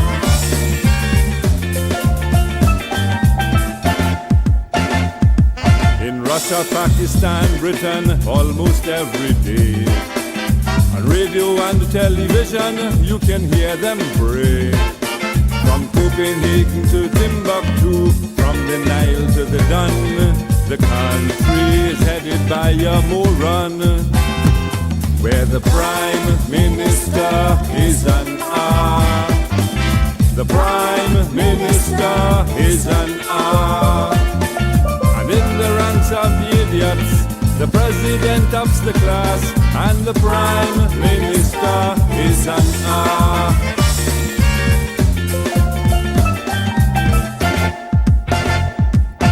Arrogant and big-headed, stubborn as a mule, brainless, dull and dim-witted, simpleton and fool. Conventional wisdom has it, yes, it's known universally. Even the House and the Senators would agree. They say the Prime Minister is an R.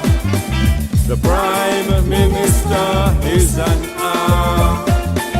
And in the lineup of idiots, Lord, the President ups the class, and the Prime Minister is an R.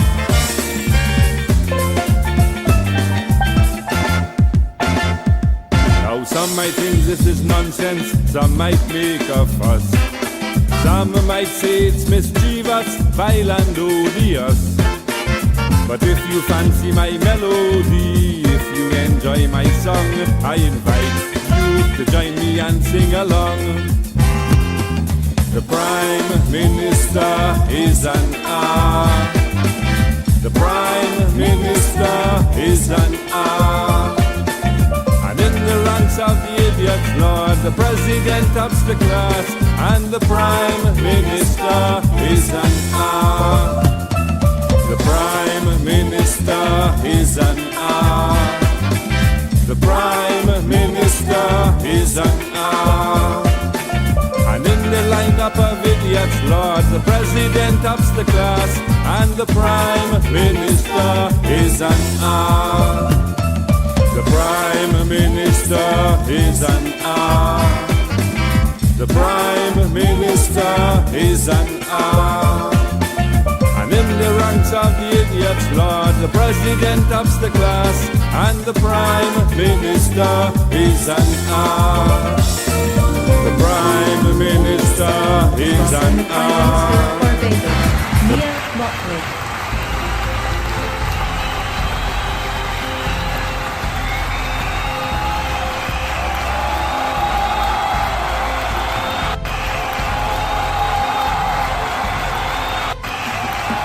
Now, my pleasure to welcome His Excellency Keith Rowley, Prime Minister of Trinidad and Tobago. Your Excellency, you have the floor.